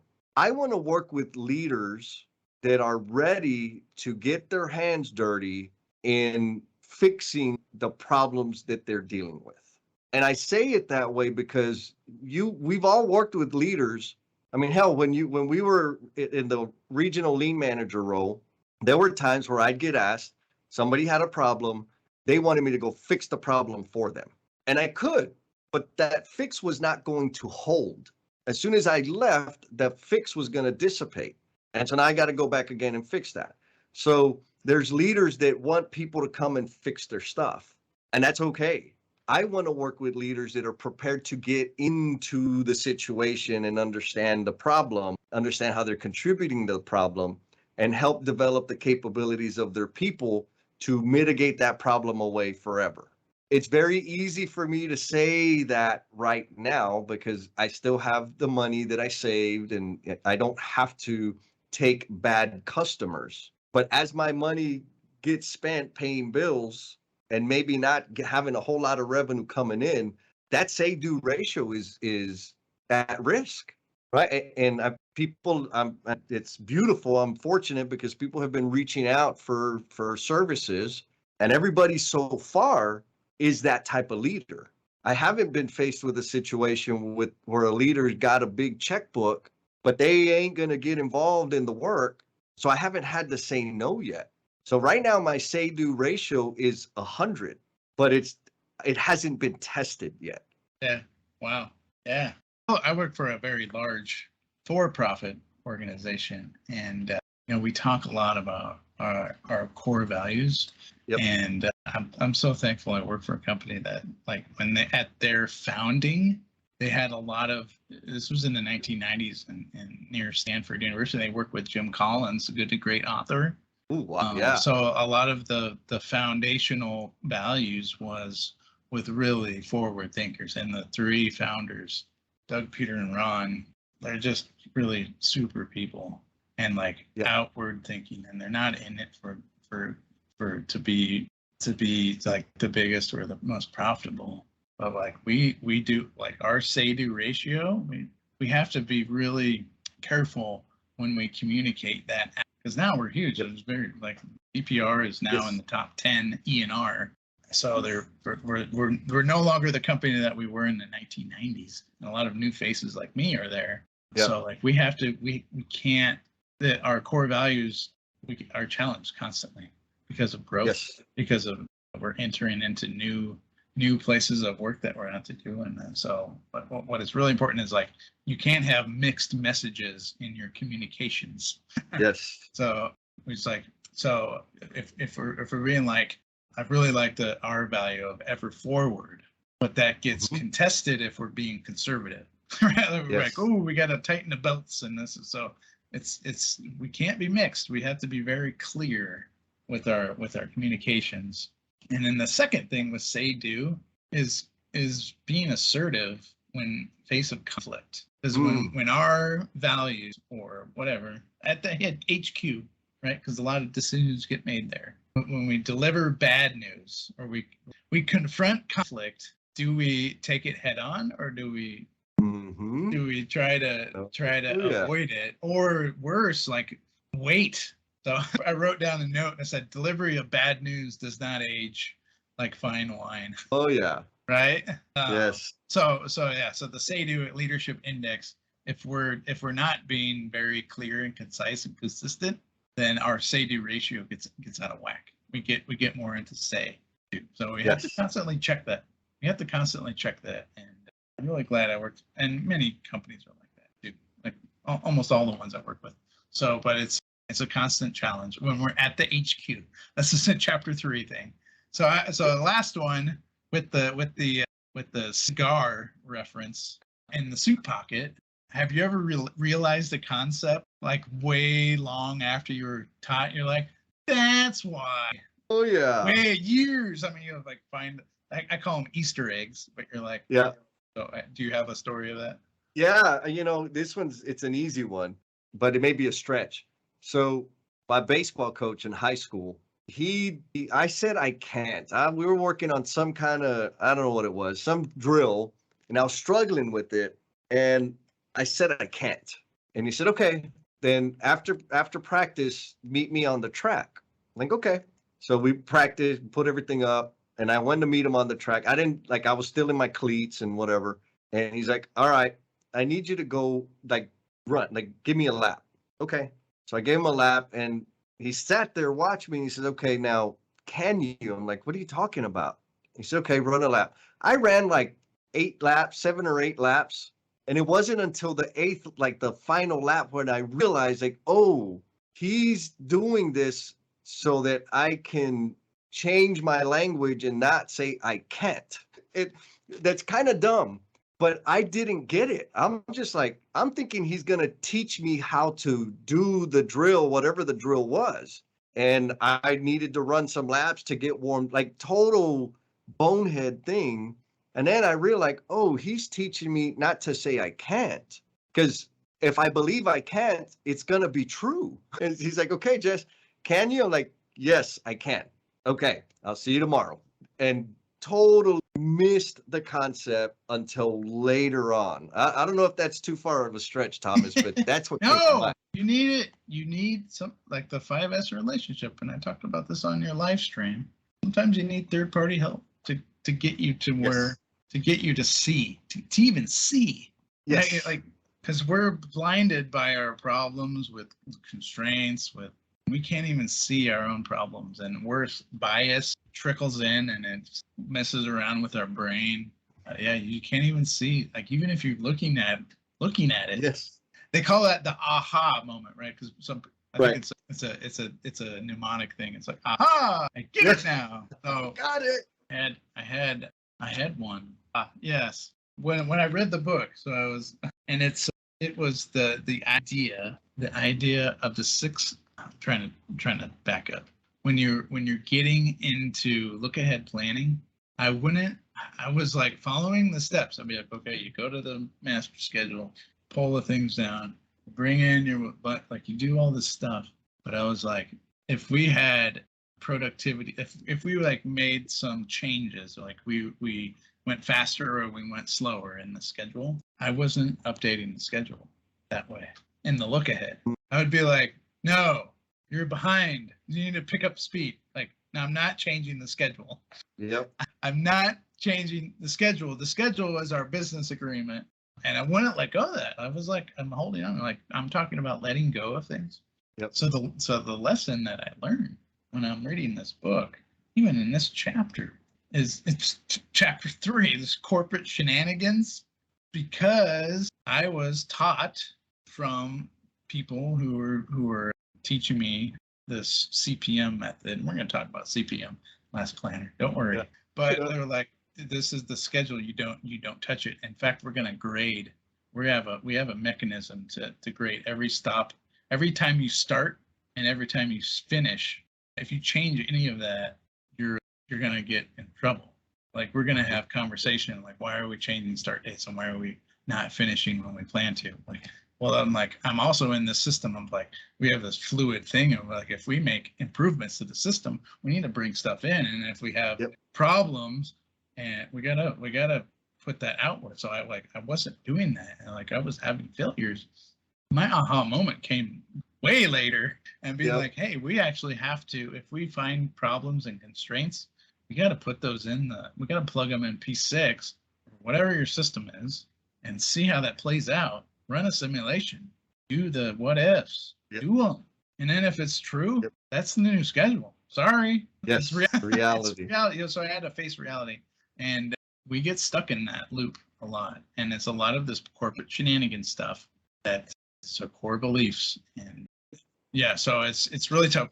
We're not going to get quite into the Jason Schroeder main event, but it's coming. But I will say that my aha moment was like, we need to update our plan too. Like if we're getting feedback from trades and we're going out and we're studying and we're updating weekly work plans, we're really trying hard. If we don't use that feedback mechanism to update the overall plan downstream 6, 8, 12, 2 years from now, we're in trouble. We're in big trouble. So that was my say-do ratio that I was way out of balance. Oh, all right, yeah. Chapter 4. We're only we're not into this. We're gonna go forever. It's a marathon. It's so good. Alex goes to Chicago. He's like, well, a cigar. I gotta get a hold of Jonah. Yes. Jonah, the jet-setting college professor. He's a fancy guy like you, Jesse. Uh-oh. Fancy guy like you, consultants, jet setting, getting all the got the credit card going, you got the expense account, getting wined and dined. I'm going to Chicago. Oh, who am I kidding? Yeah. I'm literally planning on taking a trip to Chicago too. So I'm giving it a tough time. But yeah, so Jonah is a consultant now.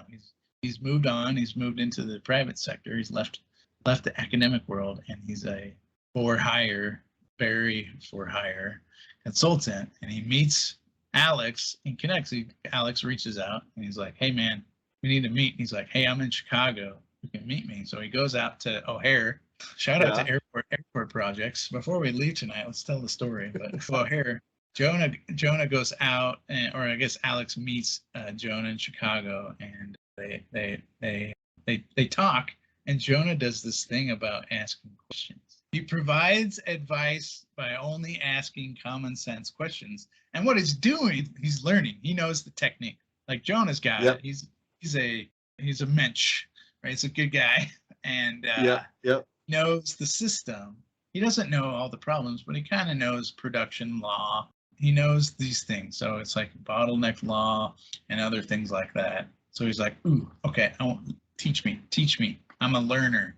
So Jonah is not only a teacher, he's a learner. So he starts asking the questions, and he asks Alex if he understands the difference between productivity and playing a lot of games with words and numbers. Yes. And he's specifically going at the robot, the expensive corporate priority, HQ, robots. Yes. He says it might be the source of his problems. I was like, oh. And this is real, because like when you're in a project environment and you're constrained by policy, right? Yep. You blame corporate. You're like, these corporate guys are just blaming me. They gave me this dang robot and it's super expensive, and I got to figure it out. And I get all this technology and all this stuff. Yep. So Jonah asks him after he kind of figures it out. He goes, "What is the goal?" They're talking about productivity, and like I'm imagining like this would be a sit down conversation with Dr. Goldratt. I'd be all like nervous and starstruck. Yeah. He gets in. He's like, okay.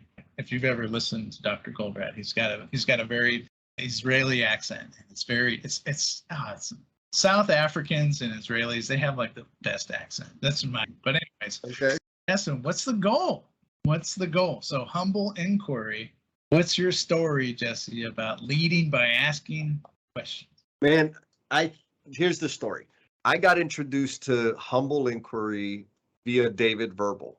And when I first got introduced to it, I'm like, oh my God, like that's magic. Now, the reason I was able to like see like, ooh, that's a whole new level. When early in my days of understanding or becoming aware of my influence, it was a result of me picking up women at the bar.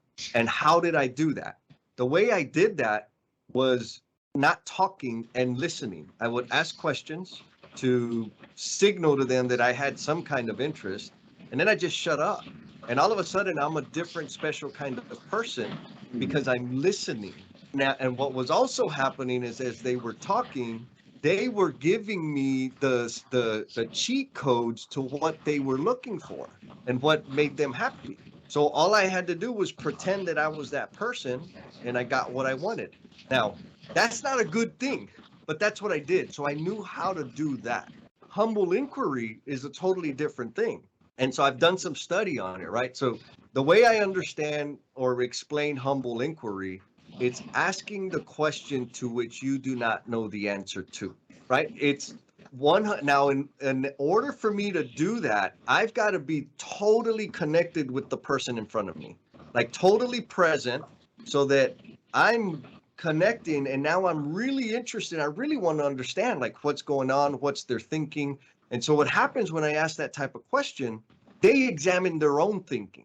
And that's the magic, right? When somebody starts examining their own thinking of what are their assumptions, so like it's free of assumptions, it's free of opinion, like just what are we talking about? And then within that humble inquiry thing, there's like two buckets.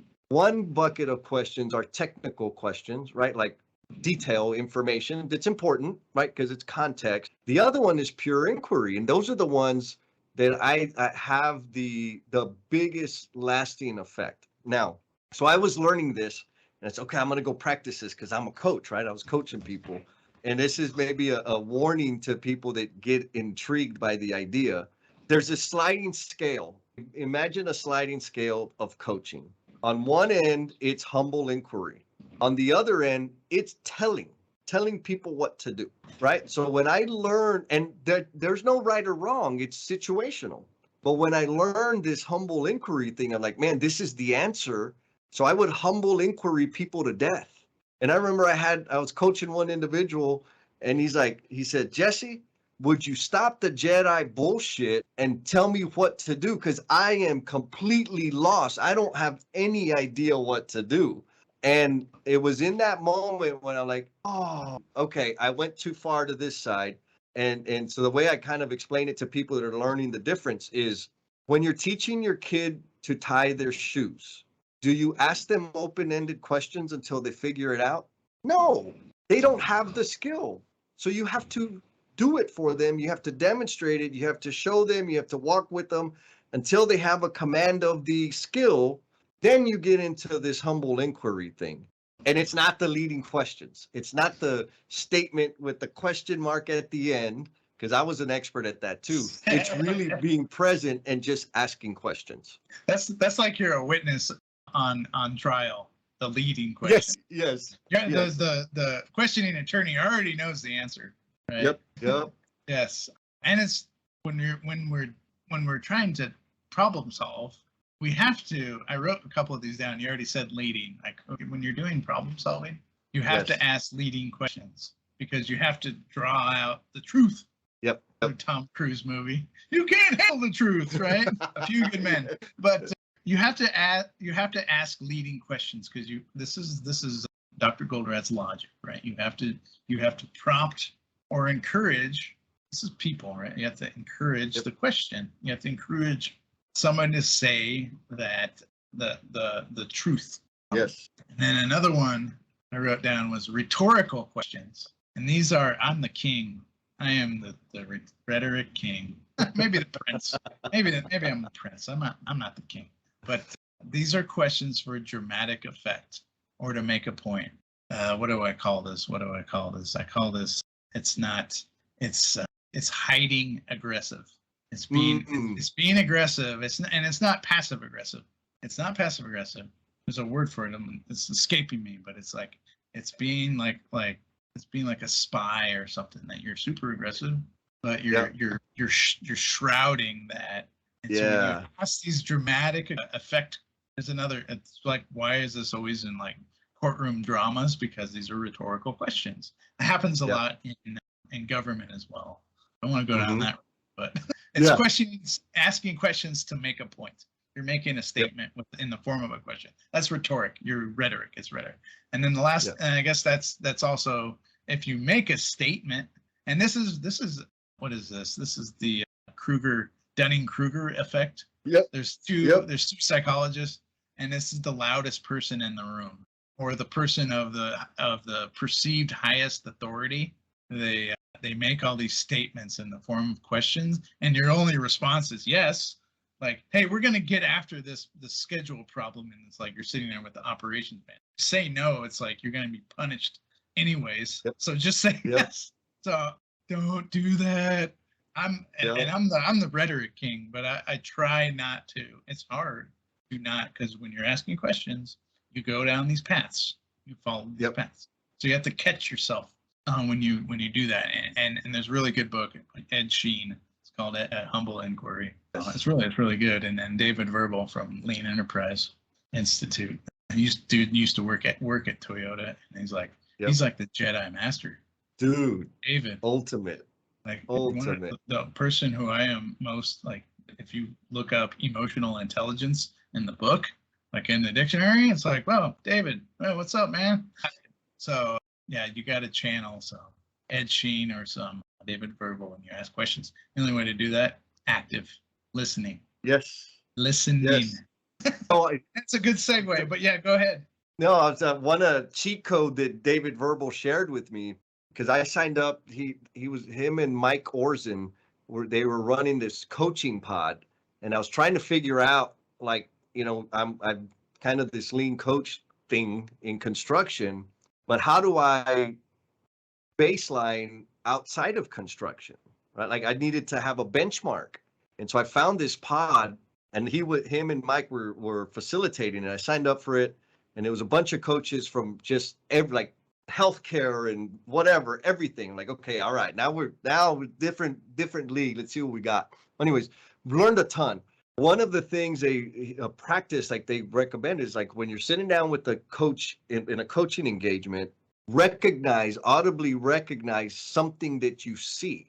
And so, Thomas, when you and I got on the call, like, man, that's a cool ass light, right? Because it does two things. It signals to the person that they are your number one priority. And subconsciously, for me, that brings me into notice any other intricacies of what's going on. Most importantly, what is the body language of the person in front of me? Like, if I can't, people have asked me, like, Jesse, when did it happen when you started getting into coaching and getting into humble inquiry? I'm like, I don't remember the date, but what I can remember is the faces of people. Before I got into this coaching practice, I can't remember people. And the point is, I didn't pay attention to them. I was focused on outcomes, focused on output, focused on go. And when I made the shift, I can remember seeing people's faces because I was paying attention to the person. Is that crazy? That's the step. Once it's active listening, you have to. Yep. It's action. Yes. Regular listening is just waiting until it's your turn to talk. Yes. Active listening is body position and focusing, and you have to burn calories to do it. Man, that's good. Thank you. Oh, Activist that is like oftentimes is a constraint. Yes. We can't hear or we're, especially now, a lot of our stuff is virtual. Yep. We can't do a bunch of the active listening techniques because we're just not physically there. And at least the technology has improved a little bit, that like the definition of the video has improved and the audio, those kind of things have improved. So it makes it a little bit better, but it's still not, you still don't get the deep connections of being in person. We are human beings. We have to connect with human beings. Yes. So this is a great segue to chapter 4. We're like 30 pages in, by the way. Like, this is gonna be. Better just start at your own. The Goal podcast. This is just be. I don't care. I'll talk about it all the time. It's so much fun because it's just so relatable. But we're gonna talk about. Let me change my voice. This chapter 5 is the extreme ownership chapter, and it's kind of funny because there's like a bunch of undisciplined. This is not like Jocko's, this is not his disciplined approach to work, but he talks about this all the time. And chapter 5 is, so Alex, he blows off the meeting. He actually gets up and leaves the meeting in the middle of the important to Bill Peach meeting. This is Bill Peach. Like, this is my meeting. I got slides. And this was before PowerPoint. So you had to print out slides on transparent paper, or I don't know. It had to be transparencies. I'm sure there was there's all kinds of administrative help with this thing, and like binders had to be printed, and like it was all indexed. Excel wasn't even a thing in '84. Maybe, probably not. It was terminal computers, probably some cards with holes in it. You know, people born after 1995 have no frame of reference. No idea. No clue. Anyways, so I won't go there. I'll go back to Jocko. So anyway, so what he does, he blows off the meeting, leaves, and goes back to the plant. But before he goes in the plant, he goes and sits on the hillside. He grabs some food along the way, a whole bunch of food, kind of ridiculous amount of food, by the way. Yeah. But he goes to an Italian restaurant, gets pizza, gets some beers, and he sits on a hill with an elevated view of the plant. So he's like, you just sit on the hill, and he theorizes all of this technology, all of this endless production on inventory, right? All of the graphs and charts and transparencies and overhead projectors and all this stuff. So much waste. I mean, just they probably took down half of Oregon with that one meeting with all the binders.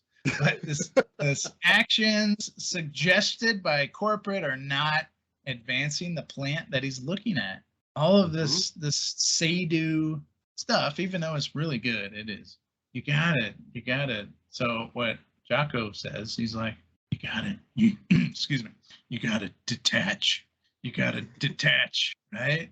And that's what Alex does. He actually elevates. He goes up and sits on the hill so you can see the plant. And he detaches himself from a situation. Doesn't go in the plant. Doesn't talk to anybody.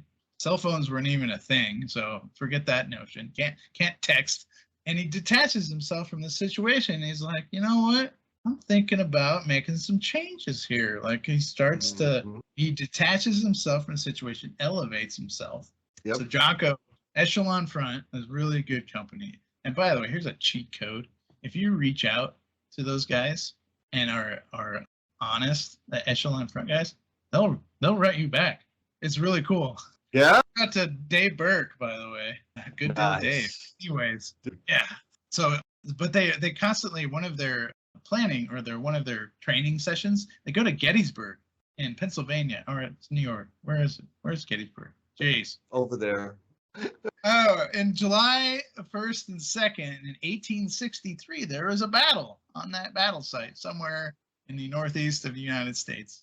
And there was an advantage, and Echelon Front, they take people there and they talk about this. But the physical advantage, the Union, spoiler alert, the Union Army won this battle. And it was a very important battle in the Civil War.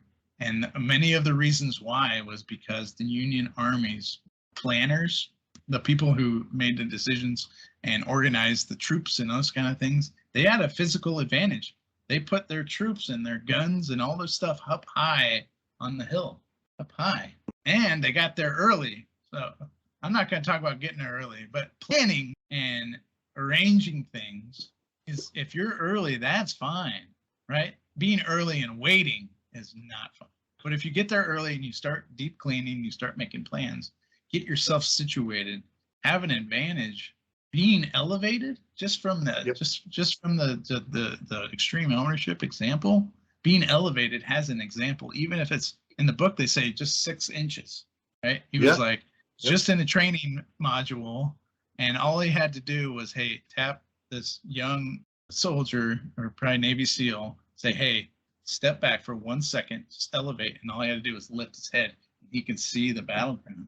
So he understands a couple things, and these are universal with construction as well. Visual management. See the battle site, see the job site, see the crane, all of the things. Understand physical logistics. Understand laws of physics. You have to see all that stuff. And in the next go around, I'm going to channel some Brian Winningham because I got the Ranger Handbook, and I made it an example there, but I wanted to keep it on the Navy side today. Yeah. And, but Jesse, here's a question. This is getting there early and detaching. But have you ever noticed you can give your friends advice, but not follow it yourself? 100%. And even better, my baby brother Renee. He's 18 years younger than me, and he'll call me for advice, about his wife, like his relationship advice. And I'm like, okay, first disclaimer: I'm the guy that's got 2 ex-wives and is chronically single. So you're getting advice from a guy who is single, because I'm third party, right? I'm objective. I don't have any emotional attachment to that outcome. So I can give them really sound, thoughtful advice. But I know if I was in that situation, I would not ask for advice and I would screw it up big time. Yeah. So the detaching piece, like the Alex on the Hill, or Yep. or Jocko with his in the training, or even in Ramadi. Geez. Yes. But so it's a big deal. So you have to, number one, detach yourself from the situation. If there's good advice, if you're giving good advice, you should follow that step, and it's really hard. So for me, in this, when I read this chapter, I went and I walked, and this project, there's a hill. There's a hill. You walk up 2nd Street, and it's been to San Francisco. Hello, it's built all kinds of crazy hills, so you can actually get a better view. And I never went that way. From my commute was always towards the north, towards BART. But rarely would I ever walk up the hill. There was no reason to, except to get a detaching, get a elevated view. Yeah. And what I saw 2 things. I saw the hoist. I rode the hoist all the time, right? But I saw the hoist, and we're going to talk about variation. But I saw it would go up and stop, and then it would go down a floor, and then it would go up, and then go up like 10 floors, and then go back down, and then start over. And there was no, I was like, that doesn't seem right. Because whenever I go and walk to the hoist and I push the button, hey, Thomas, Project Super, right, talk about patterns. And it was no factor. It'd be like, all right, Thomas is here, because I trained the operator, hey, because I had to walk inspectors and the owner. So I say, hey, when I call, come down and get me. I try not to take advantage of that, but I trained the operators that way, and they would learn my voice. I have a very nasally, very distinct voice, so it's not too hard to recognize. But so I never felt like I was never detached from the situation, because I wasn't in the same situation everybody else was. Right. Because it was different for me. So I didn't, until I walked up the hill and looked at the hoist, I didn't understand it. Like, it took that, well, number one, reading this chapter, and 2, going at, you have to do it. So you have to actually be like, go and look at a situation. And in Toyota, they call it an oh no circle. They paint a circle on the floor, and you stand there in silence, and you write down. Cheat code for everybody out there. If you have a hill or a drone these days, we fly drones over our job sites. It's such an advantage, because you get away from just the day-to-day stuff, and you have to stand there in silence. Take a notebook, and you have to sit there for a while and try to clear your mind of all judgment, but you start to think. And my question when I walked away from it, I'm looking at my notes, I was like, I need to figure out the feet per minute on the hoist. Like, what? Like, I'm like, it's a hoist. It goes up, it goes down. It's a prescribed path. How fast does it actually go? And then I'm like, how many hours in the day? How many people can you put in it? Because it was at that point, like, people were like complaining, because we didn't have any rules. It was like, call the hoist and it'll come pick you up. But there's some laws about production, and that I was about to learn. But the story for this chapter, for detaching, was I had to be curious. I had to elevate myself. I had to detach, and I have to remove my own bias, because, hey, when I get on the hoist, I push the button, it comes, it gets me. I had to remove myself from that thing. That was my ego getting in the way. That was a constraint. Once I accepted that fact, then I was like, I got super curious about motion and time. Oh. Yeah, there's some production laws we're about to discover. Thomas said it in about 12 years ago. But until I stepped away and I checked my ego, and you detach from that situation, then you can see. Only then can you see the logic. And the Union Army figured that one out very well, and they won that battle, because a lot of the stuff, there was a block wall and there was the elevated, and then they had an advantage. And so the echelon front, they teach people that the same thing I just told everybody there. And that chapter in Extreme Ownership, it's this chapter 5. So Alex goes and he sits and he looks at it and he's like, okay, I can make changes. Like he changes. So Jesse, you went from you can't run the lap, so you were proven. So he was like, he meets with Jonah. He blows the meeting off because he's like, oh, I'm not getting anything out of this corporate shenanigans. And then he goes and he sits and he detaches. I think that's really cool. So it's universal, and it really happened to me. And my notes to myself, I'm looking at them. Go find out the feet per minute on the hoist. So I went and I looked. There was the hoist company gave us a submit, and it was there. And it had that information. So I'm like, oh, I got to open Excel. Oh, how many floors, right? So I'll talk about. I have that, but that moment for me was like my first rabbit hole into the laws of production or the laws of constraint. So we spent a lot of time. I love that chapter. It's so good, and I want to make sure that everybody listens. So cheat code, like if you have things that move at a steady rate, hoists, cranes, scrapers, dump trucks, pumps, what other things? If there's a cycle time, you can calculate it.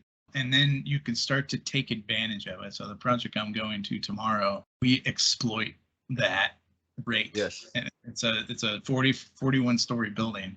And I didn't exploit those rates in 2022 until I learned that in 2013 in San Francisco, standing on the corner of 2nd Street. Yeah. It's a nice coffee shop. There's also a hotel over there and a condo tower. And the firefighters union hall, the Marine Firefighters Union Hall. I had to walk past all of those. So it's a good spot to see some production, or it was at that time. Yeah, back then. Yep. Yeah. So that's cool. And it also was interesting because at the time there was a lot of infrastructure that was happening in that neighborhood. So I could also compare and contrast other projects. I was like, before I was like, all that. So this is the Say-Do. I'm like, oh, I don't care. That's a different company. They're all screwed up over there. But I was like, oh, wait a second. What are they doing? Like, I got curious. So that didn't happen until you detach yourself from the situation. Check your ego. Go and see. You have to go and see. You have to take the physical steps up the hill and then stand there in silence and write down notes. You have to write down, because if you don't write anything down, you'll forget it. Technology, you don't have to write it down. You can do a voiceover or whatever. But a lot of those technologies that are third parties, the smart cranes and the black boxes for hoists and elevators, like you don't need those out of the gate. Don't need what they're doing. Yes, that you're paying for that. So first thing in the system is design the system in there. And then you bring the technology in and make it go crazy, right? So anyways, that for me happened at that moment. And I'm like, we're only at chapter 5, but like that was major cross. Right. So have you ever started reading a book and you're like, and then it was like, oh, it's like you just go crazy. Yeah. It was like this. I'm like, that book's kind of silly. It's 80s cheesy stuff. And then I was like, boom, God. This is the magic. Yes. So chapter 6, I'm gonna keep going. You tell me when to stop. Yeah, let's stop. No, I love it. Let's do chapter 6, and then let's wrap it with a teaser for what's to come on the next recording. Okay. Sound good? Yeah. This is a good segue. So chapter 6, for me, it's I gave it a summary. It's called "It Matters What You Measure." Oh man, yeah. Right. Mm-hmm. If we're not measuring things, and I do this in my current role now, if we're not measuring things because it's a pain in the butt or it takes more time or whatever, it's a trap. Yep. It's a trap. Yep. Because if you're not measuring things because we don't have enough resources or time, and if those resources aren't optimized and you don't know because you're not measuring, it's this backwards negative cycle, and there is no end to it. You can only just keep throwing resources at it. So you have to measure things. So Alex, he's like, he's now enlightened. He's gotten the Jocko book in him, and Jocko hadn't even gone to Buds yet at this point, but that's besides the point. Alex, he goes and he talks to the plant controller, so the finance He's getting into the accounting and finance. Lou. And Lou in the 80s is your typical stereotypical accountant. And I think he's in his 50s or 60s. He wears glasses. He just describes him in very 80s cheesy stereotypical ways. A very slow talker. And the Audible version is the same thing. But we need people like that because accountants, they think in systems and they think in logic, right? So it's a balancing act. Right? I still I need help. That's why I have third party with my finances too. But Lou's got it down, and he controls a controller. You're the one who controls the balance sheet. So he's like, there's something here. There's something more. So Alex is curious now, and he goes to Lou, and he's like, let's have a conference about the difference of what corporate wants us to measure, the traditional. Hey, the traditional things that we have to measure for sometimes for tax reasons or policies or those kind of things. And then and my company is no different. We've got all kinds of financial dashboards going and like cash flow and those kind of things. Those are very important to do. But he's also like, what are the metrics that influence our behavior? Mm-hmm. That is right. Yes. He's like, I got it. We got the tax statement, we got the balance sheet, we got income coming in, we got sales, boom, boom, boom, boom, boom. I'm like, but Alex challenges Lou, and he's like, what are the metrics that actually mean stuff to people in the plant, not to the government or your investment firm or whatever. It's like, what are the ones that actually matter and that actually you can measure? He's trying to get to these production laws. He's like me. I'm like, ooh, I got to go study the up and down feet per second on the crane now, or what's the swing radius or all this stuff. So Alex does the same thing, but he's onto something. He's like, I bet I can find real productivity metrics in the way we spend money because it's controlled. It's logical, right? It's a math equation. You can figure that out. So they strategy, and the strategy was, what's the goal? They're like, we need the goal. And here it is, chapter 6. He's like, Lou, what's the goal? And this is one of those questions that Jonah was asking him in the earlier chapter. He's like, what's the goal of your plan? And he didn't give him the answer. He's just like, what's the goal? And on page 45, Alex says to Lou, would you say the goal of the company is to make money? And so page 45, he's like, wait a second. The goal of the money, I'm going to screw this up because I am not a financial person at all. I struggle with my own personal finances, but I have people that help me, thank goodness, and technology these days. But he asked them, what's the goal? Do you think it's the goal of the company, Unico, the overall company, is to make money? Maybe. And they're onto something. They're like, so then you start like the thread, like you start like pulling threads, and it's like, where's this thread going? And this is cool because this is the scientific method. So it's like you have to think about your assumptions are wrong, and you have to prove them. And you can, and in the financial world, it's very clear once you get things situated. So they try a equation, and in the 80s, could you imagine? This was like slide rules, and people don't know that accounting software. So this is like done. A lot of it was done by hand, or you had to print out printouts. Nobody knows what printouts are.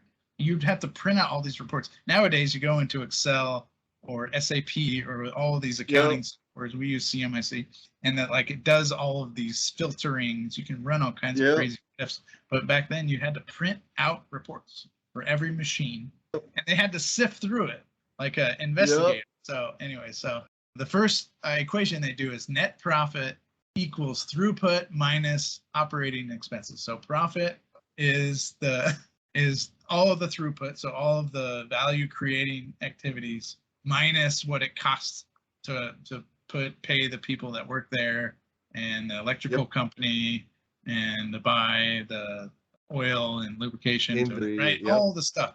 So your profit is everything that the customer pays for minus operating expenses. That's profit. Everything that's left after taxes, after bonuses, there's probably some fancy acronyms I'm not using correctly, but the profit. So that was one rule that they created. The second one is ROI, return on investment.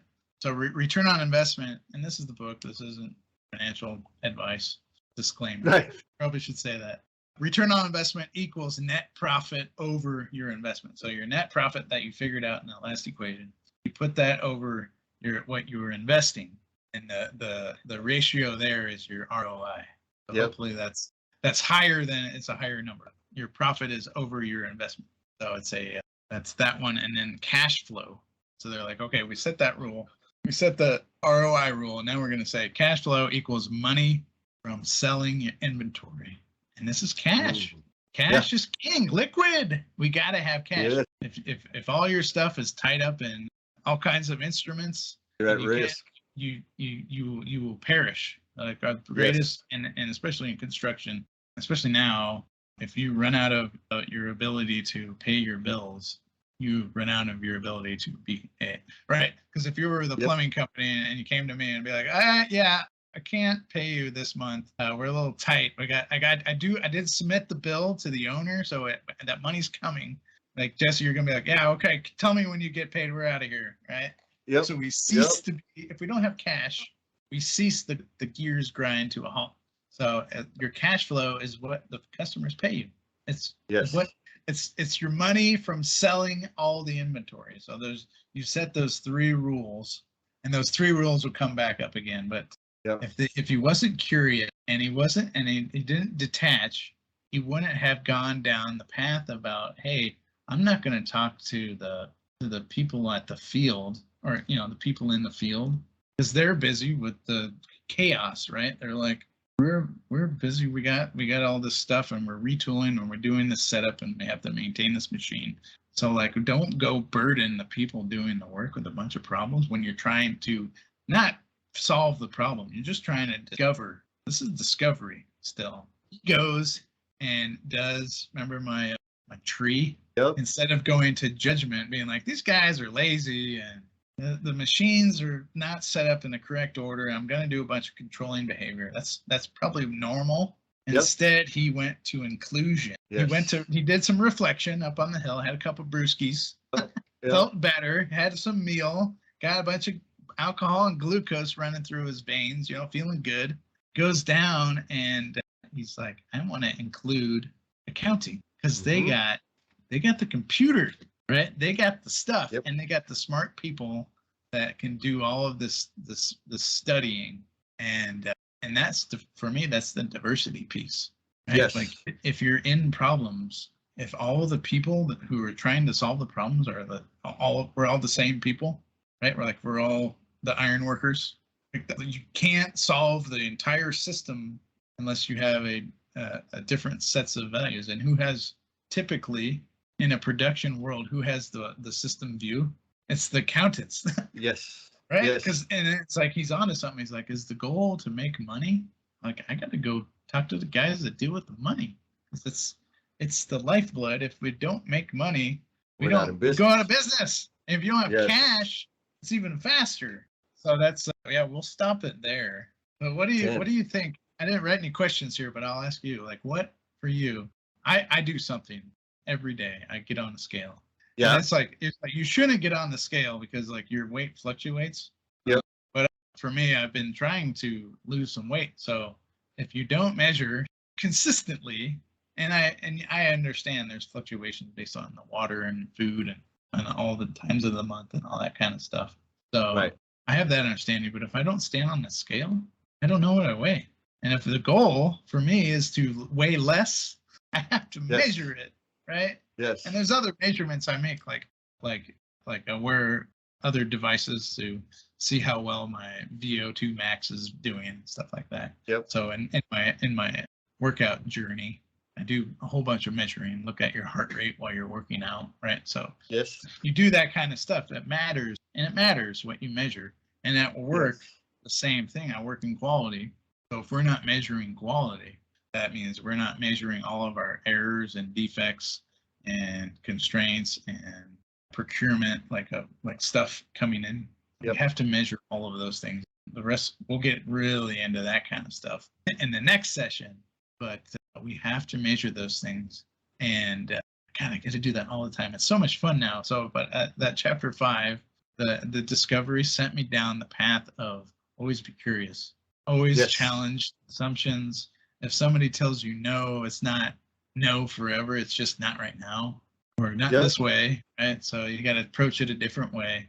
And measuring for me lately is if someone has a differing set of opinion or difference of values, or the way they see the world is different than mine.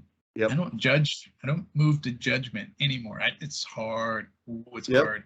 But so now and this is my active goal that I'm doing right now. If I come across, and it happens all the time, you come across a conversation with somebody who has different sets of beliefs, don't go to judgment. Find out why they think that way. And not judge it. It's super hard. So it's super hard. Yeah. So you have to do those active listening steps. Yes. And you have to be totally open while you're doing those active listening steps. But when you do that, you make a new friend. Even though we're different in views or whatever, beliefs, religion, or all of those things, we make a connection. And now you can now understand how they see the world. So in the next few chapters, if you don't do that step, you don't meet people where they're at. You have to meet people exactly where they're at, not judge them, even if they're wrong. Yep. And in your mind, you have to be like, okay, that's the current state. That's one of my branches on my cause and effect tree. We're going to label that. And that's what we have to understand that piece to move towards the goal.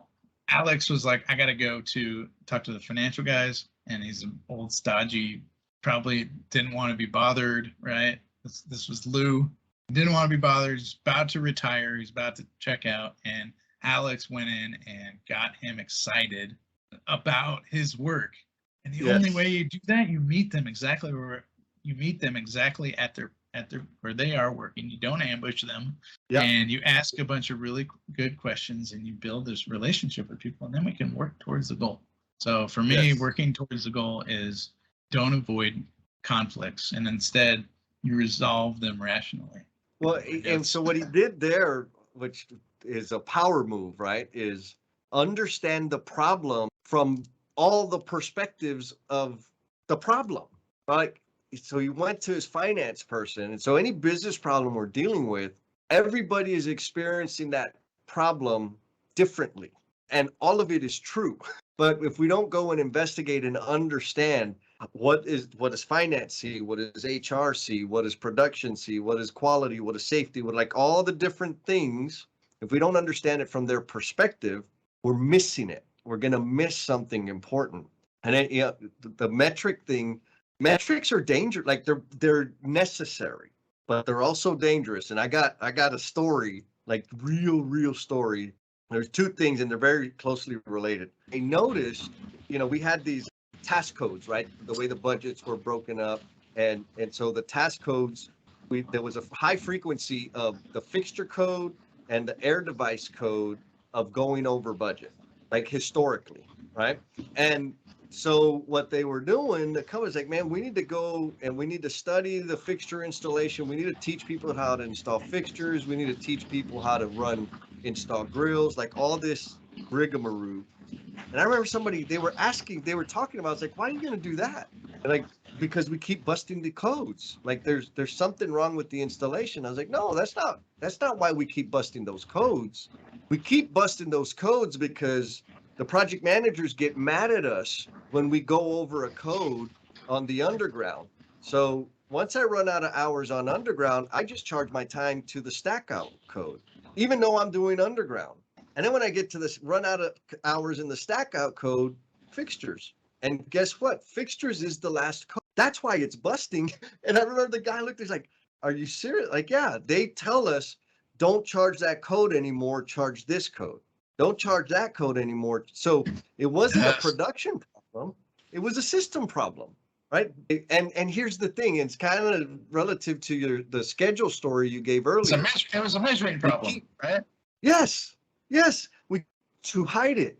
There's a problem. If we're going over budget, there's a problem. Let's surface the problem. Yes. Let's address the problem. All we did was move it to the end, and the company was going to invest resources to teach people how to install. That was one like reporting thing. The other one was we had this way of tracking productivity, which is flawed. But anyways, and they had a reward system in place. And so the reward system was designed around, if you were managing as a superintendent, whatever, 10,000 man hours, and your productivity ratio was below a 1, because 1.0 productivity ratio meant you were hitting budget. Anything over a 1, you were over budget on labor. Anything under a 1, you were beating the budget. So if you had, a whole quarter of whatever, and you were the highest or the lowest number, 0.85 or whatever, you would get a plaque and you'd get a $5,000 check or something. So we did that like company wide. And all of a sudden, everybody's looking at these printouts. Man, look at production. We're killing it, right? It's awesome. It's amazing. Yeah. Until they hit 90%. All of a sudden, people were like making big, according to the report, big gains on production. Then they hit 90, and all of a sudden it's 90.1%, 90.2%, 91%, because nobody was reporting production. They were doing the math to keep themselves at a 0.85, a 0.86 to get the bonus. They did nothing to facilitate production. They did simple division. How many man hours are getting charged to my project this week? What's the factor? Boom. This is the productivity ratio that I'm going to plug in that keeps me at this number. Disastrous, right? Because now back to another point you made earlier, if you don't go and see, you never know there's a problem.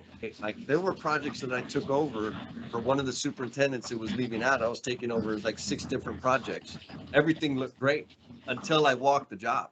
And I was like, oh my God, we are in trouble. Like I've got to back status these things. We got quality issues. We got relationship issues because nobody went to see. So again, but detached too. You can't just go and get the tour. You have to take it. Right. You have to be one step detaching question, right? You have to be curious. Yeah. Yes. So metrics are important.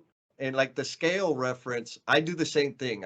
I measure myself, my weight daily, but that's not the measurement that gets me the results I need. The measurement, the thing that I learned, and this is after years and years, the appropriate thing for me to measure is my heart rate. The number of times I exercise, because it's those things that translate into the beautiful numbers. Oh, there you go. Don't right? Move much. It's how do I know I didn't look at the rings aren't closed? Yes. Yeah. So it's what are the actions that drive the outcome? And too often business leaders get stuck on the outcome. Give me a better number. Like, okay, you can stand on the scale 1,000 times and you're going to burn some calories, but that's not going to get there.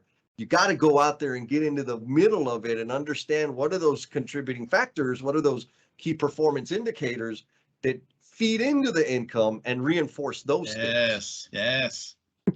So for me, I also track what I eat.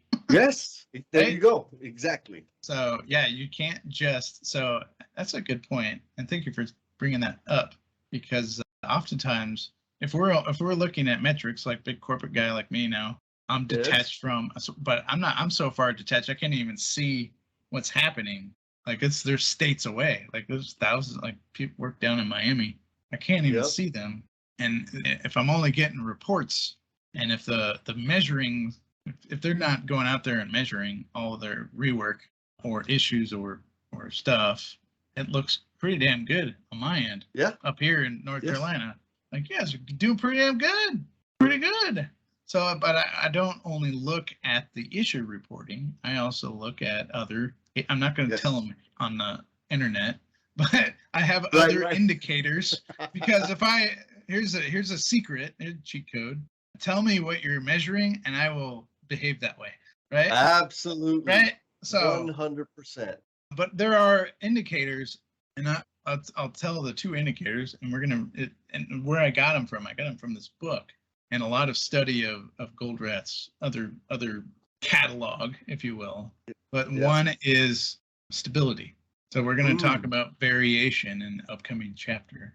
So if there's a lot of variation, it shows up like a gopher. Yes. If there's lots of variation, so if one factor of variation, it shows up in your quality metrics, right? Like number of errors or dings in the walls or punch list items. That's one factor. There are other areas that we look at and measure, and some of the measurement is automated these days. But we look for stability. So there's a stability factor, and those you find those in other aspects. And then the other one is constancy, and we were talking about that earlier before we started recording. But constancy is a leading indicator.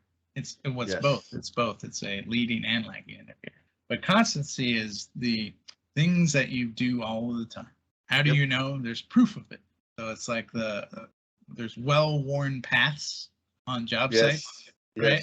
You know what I'm talking about. Oh yeah. Or people take shortcuts through, if you're doing like renovation projects, people take shortcuts through the front of house part. So if that constantly is happening, there's a problem in the system. It's not the people. The people shouldn't be doing that, I agree. But the fact that they can, they will. Right? We're human beings. And if there's a low trust environment, they'll definitely go that way. Just to do the ambush effect and the get back, right? You got to get back. Yep.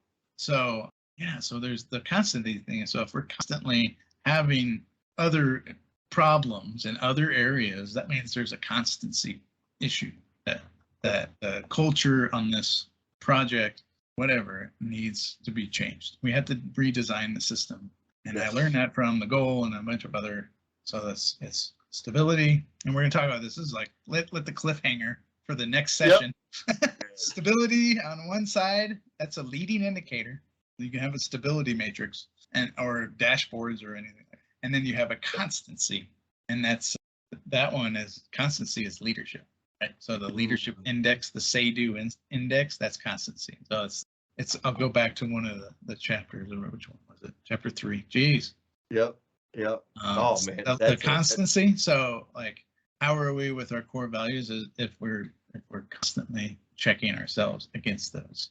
So that's one of the problems in Western management is we say one thing and we do another, or we say one thing and then we tell people to do another thing, or we design systems where we make it impossible.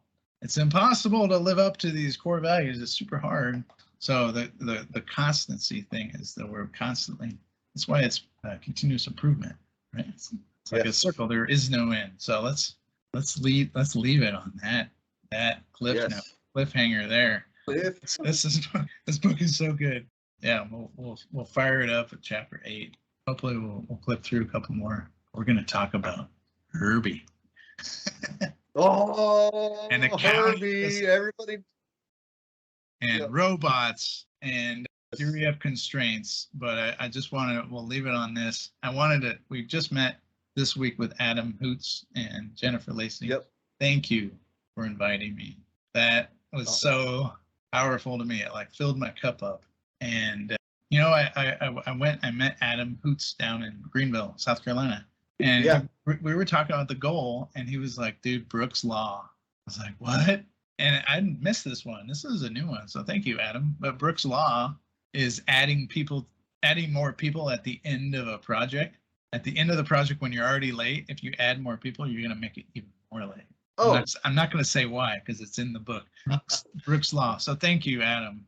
See, it's just that's why I love this little community. Yeah, we just keep teaching each other new things, and then it's like, and now I get this piece. So thank you, Jesse. Thank you everybody out there for listening. We're having fun with this one. We'll keep it going. Hopefully the lights stay up all the time. Yes, sir. Got it going. Got it started. It was an idea. What you made a comment, I think, when we were doing the collabo sessions on the Lean Builder, and you stepped up and said, all right, let's do one on the goal. Yeah, I'm gonna look for the chapter before. Did you note it? Probably gonna tab chapter 7. Chapter 7, PPC. Oh, And you changed my mind. Like you were like, I was like, % plan complete.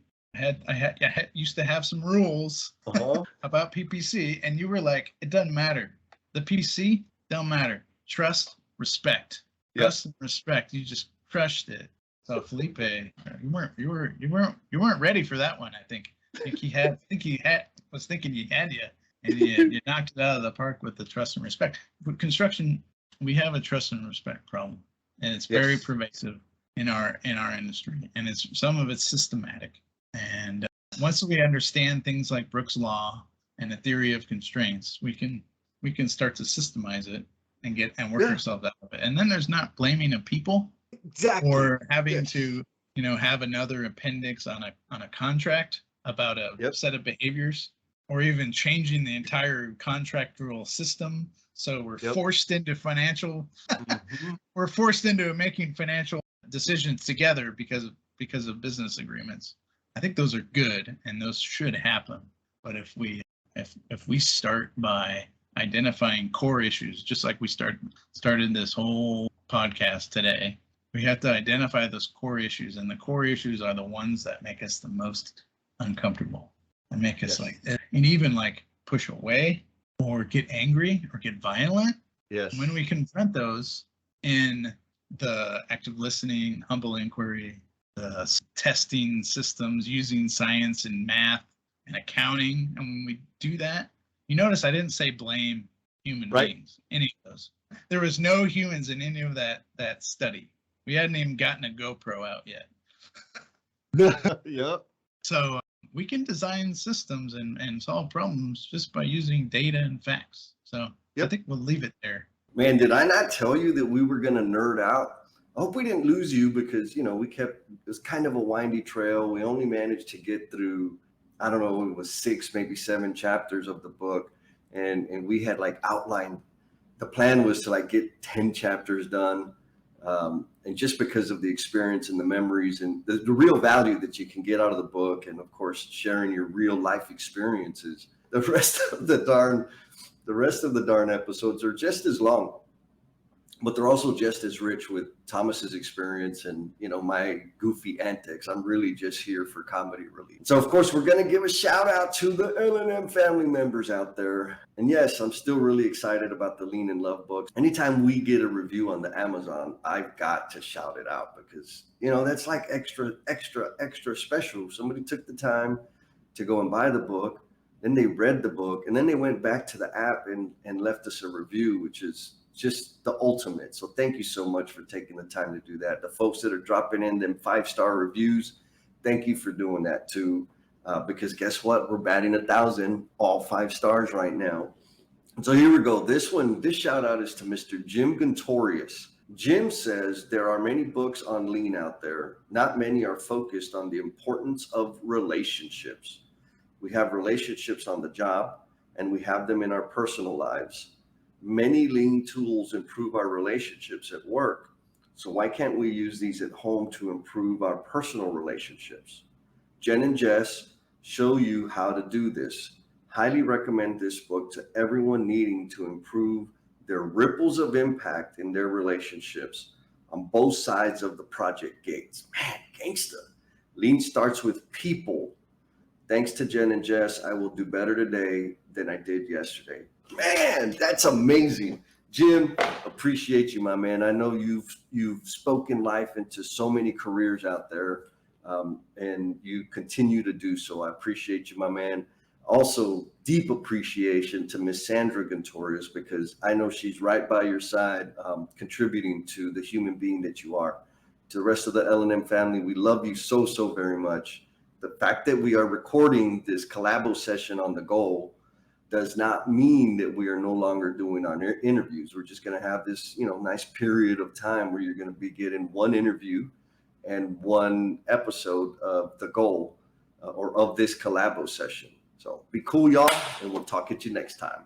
Peace. Oh my goodness. You're either driving down the road or just so enthralled with this whole podcast that you went all the way down to the very end of it. And we appreciate you. And we're going to take this as an indication of your dedication. So we got a little special request of you. a call to action, because everybody tells us that like you need to have a call to action. So here's the call to action. Be kind to yourself. Go out there and share a smile with someone. Peace.